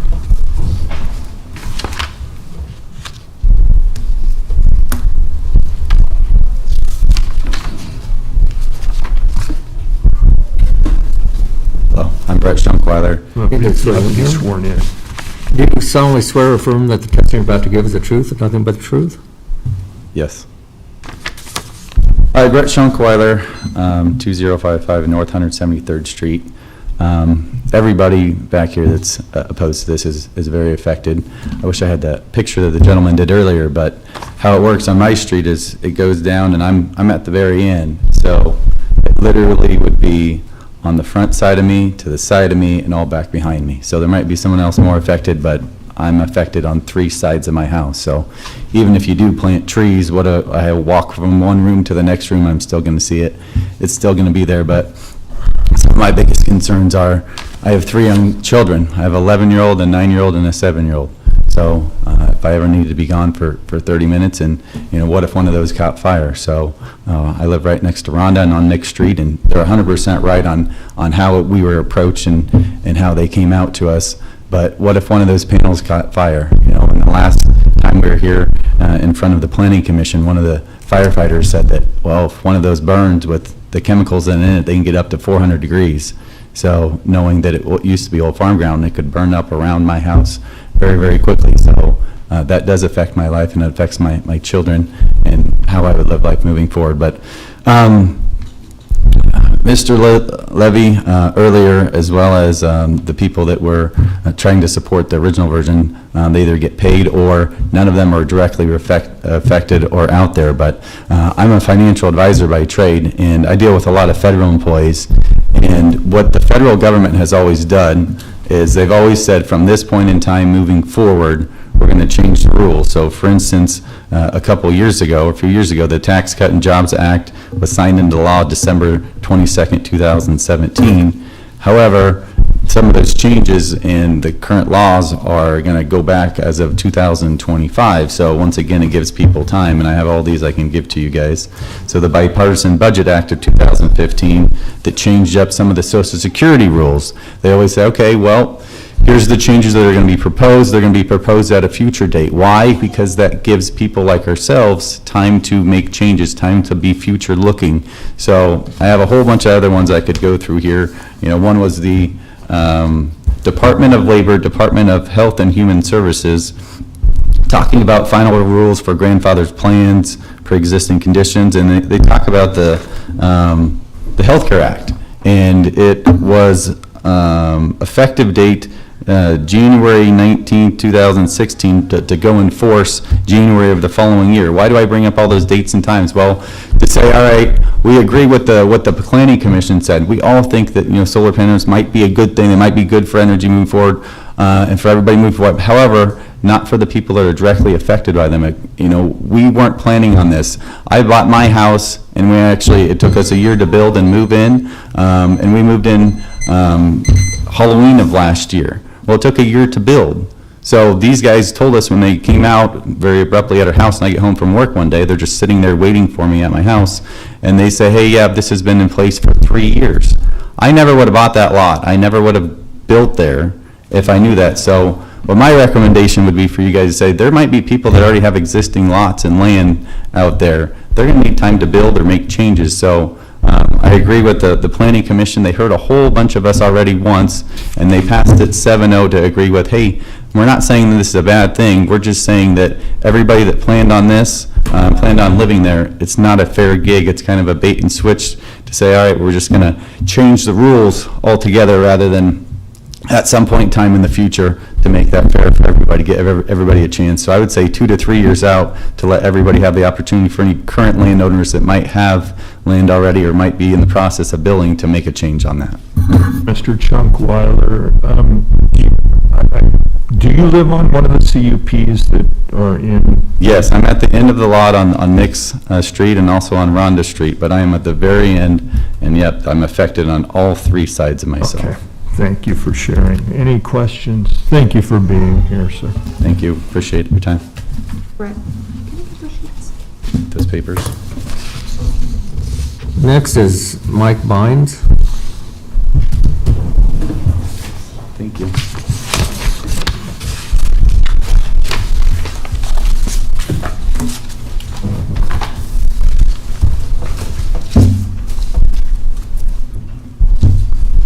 You solemnly swear or affirm that the testimony you're about to give is the truth and nothing but the truth? Yes. Hi, I'm Mike Benz. I live at 1741 North 173rd Street. I live in one of the CUPs directly affected by this text amendment. So there's been a lot of good points here, kind of fire safety, but nothing really dove into. We've talked about climate change and everything like that. So solar panels are very large, big black panels. One of the studies I read, they only convert about 20% of the energy absorbed to electricity. The rest of it is heat that is put off. So that same study said the average, it will create a localized heat bubble, 3 to 4 degrees Celsius hotter for my area, just because of the solar panels. With that, that's going to be putting off an incredible amount of heat to the surrounding vegetation. You ever seen grass when it gets 100 degrees out? It goes dormant. So now we're creating dry grass. Talking about fire safety. That catches on fire, that's going to spread fast. Solar panels contain quite a few hazardous materials. List here that I have, cadmium telluride, copper, indium selenide, cadmium, gallium, selenide, a couple others, lead, hexafluoroethane. So what's interesting about that is when that catches fire, it produces toxic gases, sulfur dioxide, hydrogen fluoride, hydrogen cyanide, and other volatile gases. So you're talking 100, 300 foot from my house. Where's that cloud going? I have to breathe that. Another thing with solar panels is they're AC. You compare that to the substations. Those are, solar panels are AC or DC. Substations are AC. DC is more deadly than AC. The substations are all rock underneath. Fire departments are not allowed to go in there until they kill that power. Can't shut off sunlight. So there's always going to be electricity there. So what that comes to, when it comes to a fire, it's going to be a containment. It's not going to be a stop it, it's going to let it burn. So that's going to come right into my house and burn that. Another one, they said there's no noise. So again, DC has to go to AC. That takes power inverters. Power inverters are not quiet. Industrial sized ones, way worse. Go out to that substation at 132nd and Adams. It's loud. So for reference of what that means, the levels approved at night, which again, no sunlight, is 50 decibels. During the day, 60 decibels. My lawnmower at 150 yards, not in line of sight, was reading just around 50 decibels. That's the nighttime level approved. Thank you, sir. Any questions for Mr. Bennis? Thank you for being here, sir. Next is Josh Buell.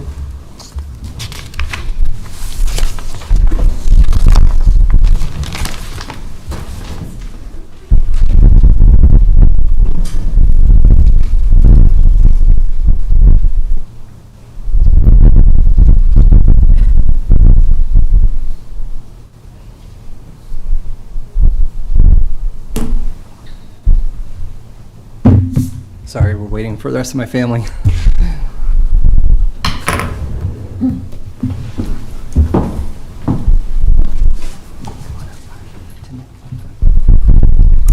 Hi there. We'll need to swear you in. Do you solemnly swear or affirm that the testimony you're about to give is the truth and nothing but the truth? I do. Hi there. My name is Josh Bulow. I live at 3300 North 155th Street. I'm here with my family today. Hudson, Tristan, Tinley, Chloe, Sydney, Natalie, Aubrey, and my oldest son, Jaden, is at SCC right now as a junior in high school taking college classes, so he's not here today. That makes 10 of our family. And what I want to talk about today is I can appreciate the people that were here in proposing for this, that most of those people don't live around what's going to be done to them. So for them, they don't get a real effect of what's going to happen. We talked about the moral obligation is to what? Take care of our neighbors, love each other, and do what's right. This is my family. And some of you actually know personally. Krista, we used to be neighbors. You know my parents and you guys, we would fight like crazy to help our neighbors out when it comes to, we're not talking about politics. Roma, you and I know we work together as realtors. Rick, I know your wife as well and some of your stepsons as well. I don't know, Deb, some of your family or Sean, but I know people that live around all of you because I sell real estate. Your name sounds familiar. Yes, I've sold a house. I've sold a house in almost every part of your area that I know people, and I've tried to take care of them. What I'm asking today is the text amendment that they've asked for. The people before you guys became County Board of Commissioners, made the decision to say that the ag land would stay ag land in these outlots. The analysis from the Planning Commission from the last time when we had the hearing said that the SECS is not an agricultural use. Point blank, that should be the end of discussion. We bought our houses. As a realtor, I read my covenants. I read the protective covenants to know what's going to happen in these CPUs. Most people don't. And I will tell you, this is a very, very dangerous thing because most of the people in Lancaster County do not even know that this is going on, and that only the people that are directly affected by this right now, but could be affected down the road, they're not here to say, wait a minute, if this would happen in my house, I would have been there to fight for it and say no. And I would have done that when it came to the city council when they decided, but they didn't tell us about it until it was directly in our part. The first part, Power Rangers said 1,000 acres is what they were going to end up doing.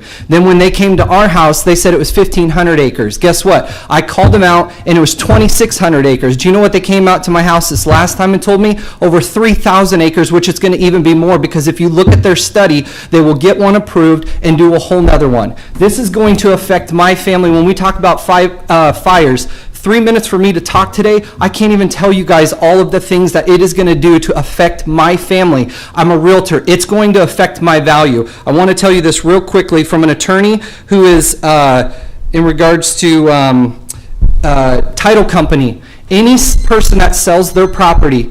Now, if I want to decide to sell my property, I have to end up on a seller's disclosure, and every seller has to do this now by law. You have to end up disclosing an adverse material fact. And I want to tell you what she ended up saying an adverse material fact is real quickly.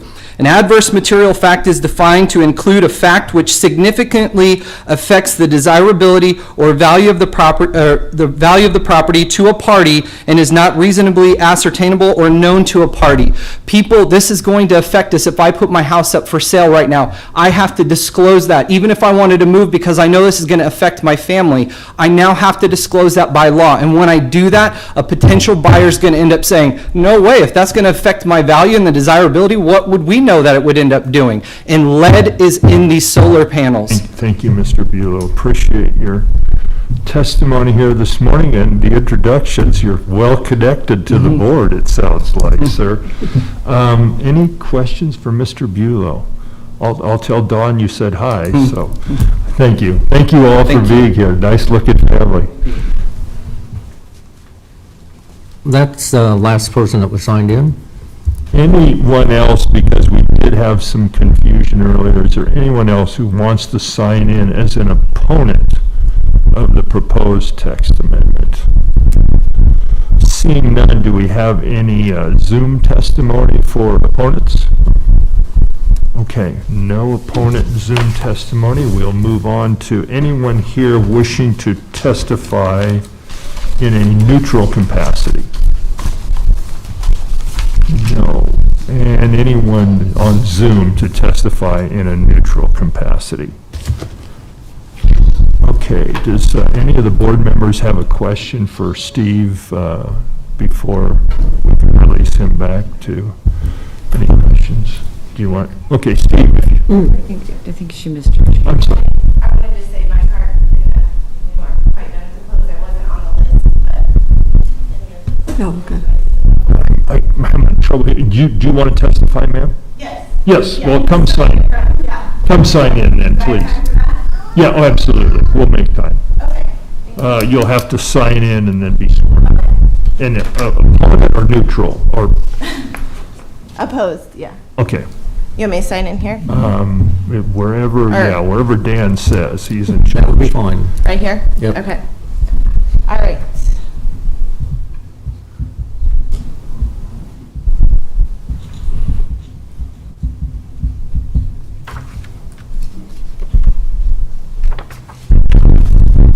Do you solemnly swear or affirm that the testimony you're about to give is the truth and nothing but the truth? Yes. We were just up here, but my name is Haley Bulow, and I live at 3300 North 155th. And I'm just adding points, coming from a mom, when your goal as a parent is to defend and protect your family, that is what I'm here to do. So as you heard, our biggest investment, as most of you, when you purchase a house, that's your biggest investment. And when you buy your house, most of us hope that we can stay there as long as we can. And that was what we did and what we hope to do in our acreage out off of 155th and Adams. And for someone to come and not give us any or very little information that basically is going to completely change our livelihood from here on out, with a very short notice, even though it's been in the works for years, is just not right. And for them to not care about the people and the families that are out there, it's just about their project and how they can make more money versus caring about all of us that live out there. And for me, there just haven't been enough studies done to tell me that there's no health risks involved in this. We don't have a map here, but we also, 3 parts of our 4 parts of our house are going to be covered with the solar panels if this goes through. And with our kids being out there to be able to play and enjoy nature, we want our kids to be outside as much as possible. We don't want them in front of a TV all day. And the fact that when it's 105 degrees out, are we concerned that it's going to be too hot for them to be outside all day? Well, these solar panels are going to raise that ground temperature. So even on the nice days, it could raise that 20, 30 degrees even more, for my concern that they could be outside with that temperature risen. And these rotate with you, so or with the sun. So as it's going, these aren't just staying right here. They're rotating with where the sun is. 1 minute remaining. If the panels break, last night we had a horrible storm, right? We know that as we heard the winds, any of that at any point could have turned into a tornado, and that's going to directly affect us. That could have turned into hail. That's going to directly affect us. Not the people that don't live out there, not this company, none of them live out where we live. So my concern is for my family and those also that live on these outlots and the acreages around us, and the children, the next generation that we are trying to raise out there. We have to protect and look out for them. This is Nebraska. We are for the people. We are for growing our community. And if this goes into place, the whole Northeast Lincoln is not going to be about growing our community. It's going to be about the solar panels. And that's not what the good life is about. Thank you. Any questions? Thank you, ma'am. All right, we'll bring Steve up now, and I believe we have a question or two for him.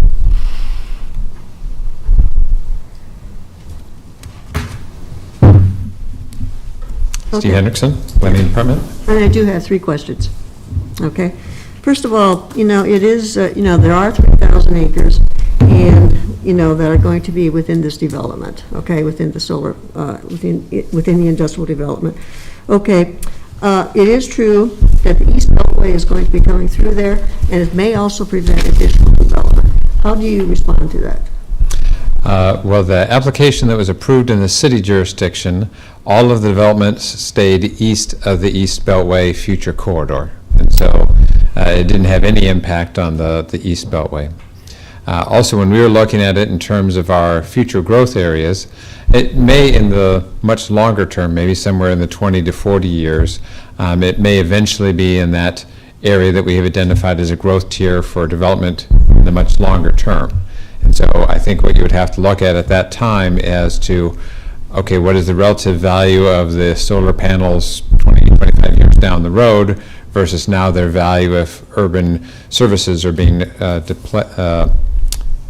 extended out into that area. So as we were looking at it from our future growth area, particularly within that 3 mile, we didn't see that it would have any significant concern in terms of the potential for growth, because potentially in the long term, the value of it for development may exceed the value of it as a solar farm. Okay. Thank you. Second question I have, they talk about the toxicity within the solar panels, and I did look that up. There are a lot of toxic elements in there. Now, given the fact that we are really interested in promoting green energy and avoiding fuel emissions, does it seem contradictory that we would possibly allow these panels to fail, and then the toxicity go down into the ground or up in the air? Well, this is something that we could certainly review with the health department when the special permit application comes forward. They have not expressed any concern about that in regards to any other type of construction. I mean, there's a lot of facilities that are built using lots of different materials, and times I'm sure they also have caught fire. But so either in our review of other applications for any type of development, we will run these past LFR, Lincoln Fire and Rescue. So that's something when the special permit comes forward, we'll certainly ask the people who are more of an expert at it than us. But certainly as we have looked out into the national review from planning sites and things, because this is not, we're not alone in having solar panels, that really has not risen to the top in terms of the types of concerns that often happen of a health concern. So in our review, it's been much more about the distance to the aesthetics, those type of concerns, than it has been. There is a vast experience of, yes, that has been a health hazard and been a problem in other areas. But that's why we have our health department, and so we will consult with them on the special permit application when it comes in to try to confirm that.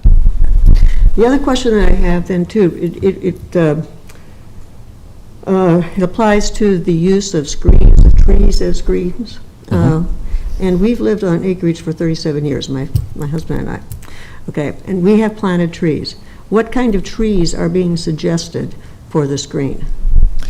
Well, because again, I do know how long for the moment, we don't have an application in front of us, and so we do have a staff member, Colin Christopher, in our office who does all of our landscape screening, and he has a pretty extensive background in screening and plant materials, and so we would have him look at it in terms of, is this a material that can survive on its own?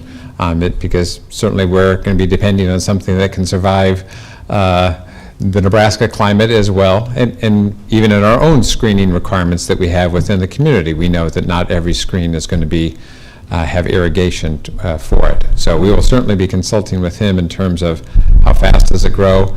We also too have to look at the topography. I mean, if the site is going uphill from a house, the screening may have to be different, or it'll be at least less effective than one that if the solar panels are going down the hill away from the house. Just visually in terms of what is necessary for the blocking. But for the moment, we don't have that application, so we don't know what type of material that we would be looking at. Good questions, good answers, Steve, as always. Anyone else have questions for Steve? Well, before you do that, I just wanted to clarify, in the special permit, so in Article 13, if there's trees required, it is required to be evergreen or ornamental trees. So I did think about that. Okay, evergreen or ornamental? Ornamental. I don't know. So they would not be deciduous maybe, but they would be evergreen, okay. And there's just a vast variety of ornamental trees and evergreen trees, and so we would be looking at the specific variety that was actually proposed. Okay, I just know how long it takes for a tree to grow. Yes, some trees it takes much longer to grow than others. Good question. I do, and it's in my head, and I hope it comes out in a question format. I'm trying to get back to the CUP issue, because that's what's before us right now. And we had let's say 12 people in opposition. And if we take away, the whole solar panel issue, green energy, what they're going to look like, all of that, just take that out of the equation. How many of these 12 people are directly impacted by the change in the CUP issue? Can you answer that? I didn't keep a running total, but most of what I heard is most of the people who are testifying today, but it didn't sound like all, were people who lived in an area of a CUP and were specifically then going to be impacted by this particular amendment because it related to a CUP behind their house.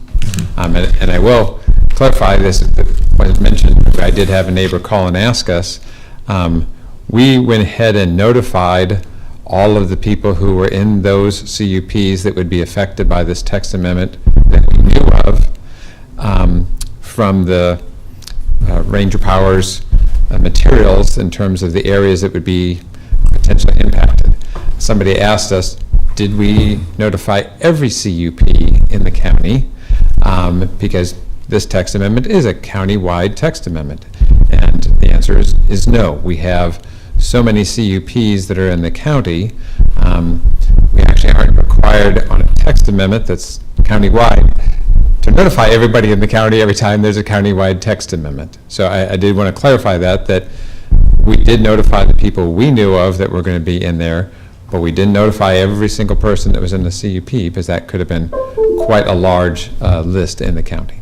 So what is that number that you notified, that you think are directly impacted? Well, I could find out the exact number. I would assume it is somewhere less than 20, 15 to 20 lots that are So in this. It was 4 CUPs. So we are pretty close to hearing from the majority of them today. Yes, I think from our people who have called us, it's the vast majority of the people who are adjacent to these CUPs are in opposition. Any other questions for Steve? Steve, thank you again for making complicated issues very clear and understandable. Deeply appreciate your work, and you make the bow tie look really good. At this point, I don't know, my understanding is the applicant can have more time. Mr. Levy, did you want to come back forward?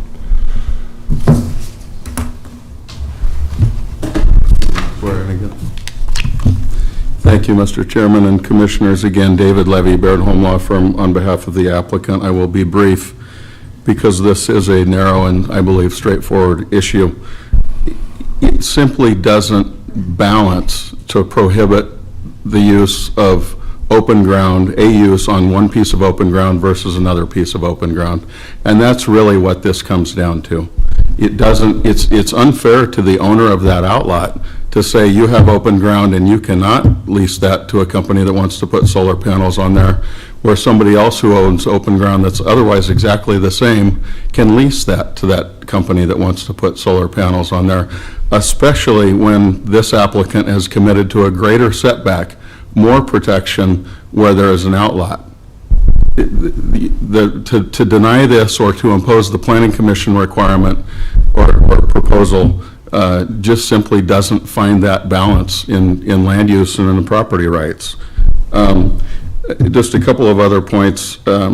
You heard from the one gentleman who had the map of his property showing the 15-foot setback.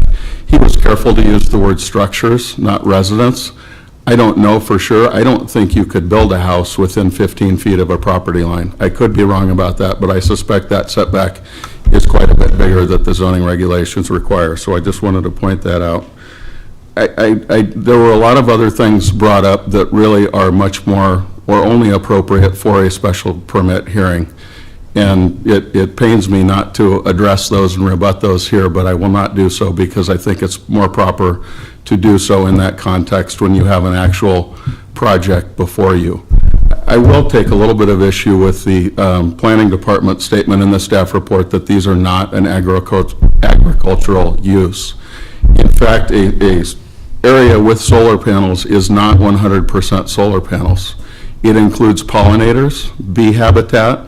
You can graze cattle in and around them. There are other uses that are what we would all, I think, consider very traditional agricultural uses that go on within and around a solar project. So I don't think that issue is settled. And with all respect to the planning department, whose work I greatly respect, I do take issue with that sort of determination or conclusive statement that these are not agricultural uses. On the toxic elements, just because you heard a lot about that, and you'll hear a lot more about that, I promise, in the special permit hearing, and I welcome the health department's opinion on it. There is nothing in a solar panel that is not a natural element. Solar panels are very simple: glass, aluminum, silicone, copper. Those are all natural things. Modern solar panels are not full of all of the chemicals that you heard listed out, but again, we'll cover that in much more detail during a special permit hearing. With that, I will simply, again, respectfully urge the county board to adopt the text amendment as originally proposed, to give the same property rights to outlot owners as those property rights apply to owners of other open ground in the county, and to harmonize the county's zoning regulations with the city's zoning ordinance. With that, I'm happy to answer any questions. I don't see any. Just one. I'm just sort of spitballing here, and the county attorney's office always loves it so much when I start to do that. Would Ranger, would your client have any objection, and you probably would have to take this back to them and talk to them about it, would they have any objection if we baked in the 300-foot setback that they're offering voluntarily into the, I mean, in theory, it wouldn't change anything. If we baked in the 300-foot setback on pre-existing CUPs into the regulations, just to give some people some added assurance that 300-foot offer is genuine and real. To make it part of this amendment that the county board would put into law. Yeah. And realistically, I don't think we're putting forward any official amendments or taking a vote until next week. But no, Commissioner, my client would not object to that in any way. I think actually there's some good in it, in that it makes that rule applicable countywide. It certainly, if anybody behind me is uncertain about Ranger's commitment and follow through on the commitment that I've made here today on the record, that should relieve any such uncertainty. So as long as that setback, like the other setbacks, is clearly applied from the property line of the non-participating residents to the solar panels and is limited to non-participating residential property lines that abut outlots and CUPs, no, my client would not object. Okay. It would abut pre-existing outlots. Right. This is why I said it was kind of an arcane piece. Yeah. No, that's right. Thank you for that clarification. It was just something I was speculating when I was listening to people talk today. Yeah, no objection. Okay. Any other questions? Thank you, Mr. Levy. Okay, thank you, Commissioners. With that, I'm going to close the public hearing on item 6A. As we stated, let me just say a couple things before we move on. First of all, thank you all, everyone who was here this morning, whether you testified or not. Thank you for being here. Thank you for expressing your concerns, your thoughts on this issue that is before the board. I'm going to add one more thing. thing. I'm going to thank all of you who sat here faithfully wearing your masks. We wear ours, and we ask that others do. I think it's a great demonstration of respect on your part that you did that, and I thank all of those who participated and joined us in that. With that, the public hearing is closed. We are scheduled to vote on this issue next week. We'll move on, Mr. Clerk. Next is number 7, public comment. Those wishing to speak on items relating to county business not on the agenda may do so at this time. So is there anyone present who would like to speak on an item relating to county business but not on the agenda? And if you sat through the entire public hearing for public comment now, we are sorry. I've seen one person do that for one of our long hearings one time. I'm not seeing, sir? You'd have to come forward. Yeah, I'm working on it. Okay, understand. Not on the agenda, so county business not on the agenda. Hi, Mick Von Bush, 1633 North 173rd. It is not on the agenda. My question is, what can we do to make it so text amendments that change your legal use of your ground, when that process is started, that the owner of that ground gets notified? Because right now, it's not required. So if someone comes in and asks for a text amendment, not everybody's notified. So when you have something that is essentially a zoning change, they're not notified and they have no idea. What can be done about that? And here's the problem. Here's the problem, Mr. Van Bush, or Bosch. Von Bush. Von Bush, thank you, sir. Thank you. Public comment is different than public hearing, and commissioners are not allowed to engage with those making public comment. In other words, okay, it's just a time for the public to come express their thoughts on an issue, but we can't. I guess I would like to express my concern that text amendments are not required to be told to landowners that are being affected. So there. I guess I understand you not being able to convert back and forth, but we have attorneys who keep us. I just don't know where to start with it. Is all. Yeah. So The only thing I want to say is notification requirements for these types of things are set by statute. And so the board being required to notify certain peoples in statute, and then also within our zoning regs, we've baked certain things in. So I probably would suggest you start with legislation and beefing up those and how you choose to go about that. Okay, well, who do I call to start the process? I would suggest you would probably reach out to a private attorney. Okay, sounds good. Or your state senator. Or the state senator. We do operate under state statutes. Thank you for your comments. Thank you. Have a good day. All right. We will close public comment. Next is announcements. The Lancaster County Board of Commissioners will hold its next staff meeting on Thursday, September 2nd, 2021 at 8:30 a.m. in room 112 of the County City Building. The following meetings will be held on Tuesday, September 7th, 2021 in room 112 of the County City Building. Lancaster County Board of Commissioners regular meeting at 9.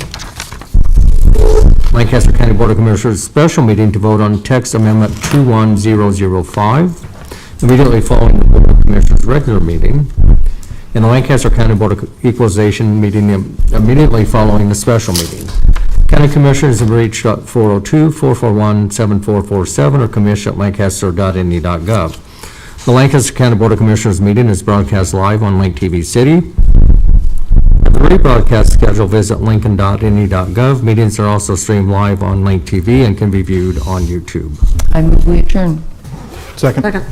We have a motion and a second to adjourn. Please call the roll. Amundson? Yes. Yocum? Yes. Flowerday? Yes. Shore? Yes. Best. Yes. Motion carries 5-0. Oh, God, my inbox. proud of us. Public hearing and no breaks.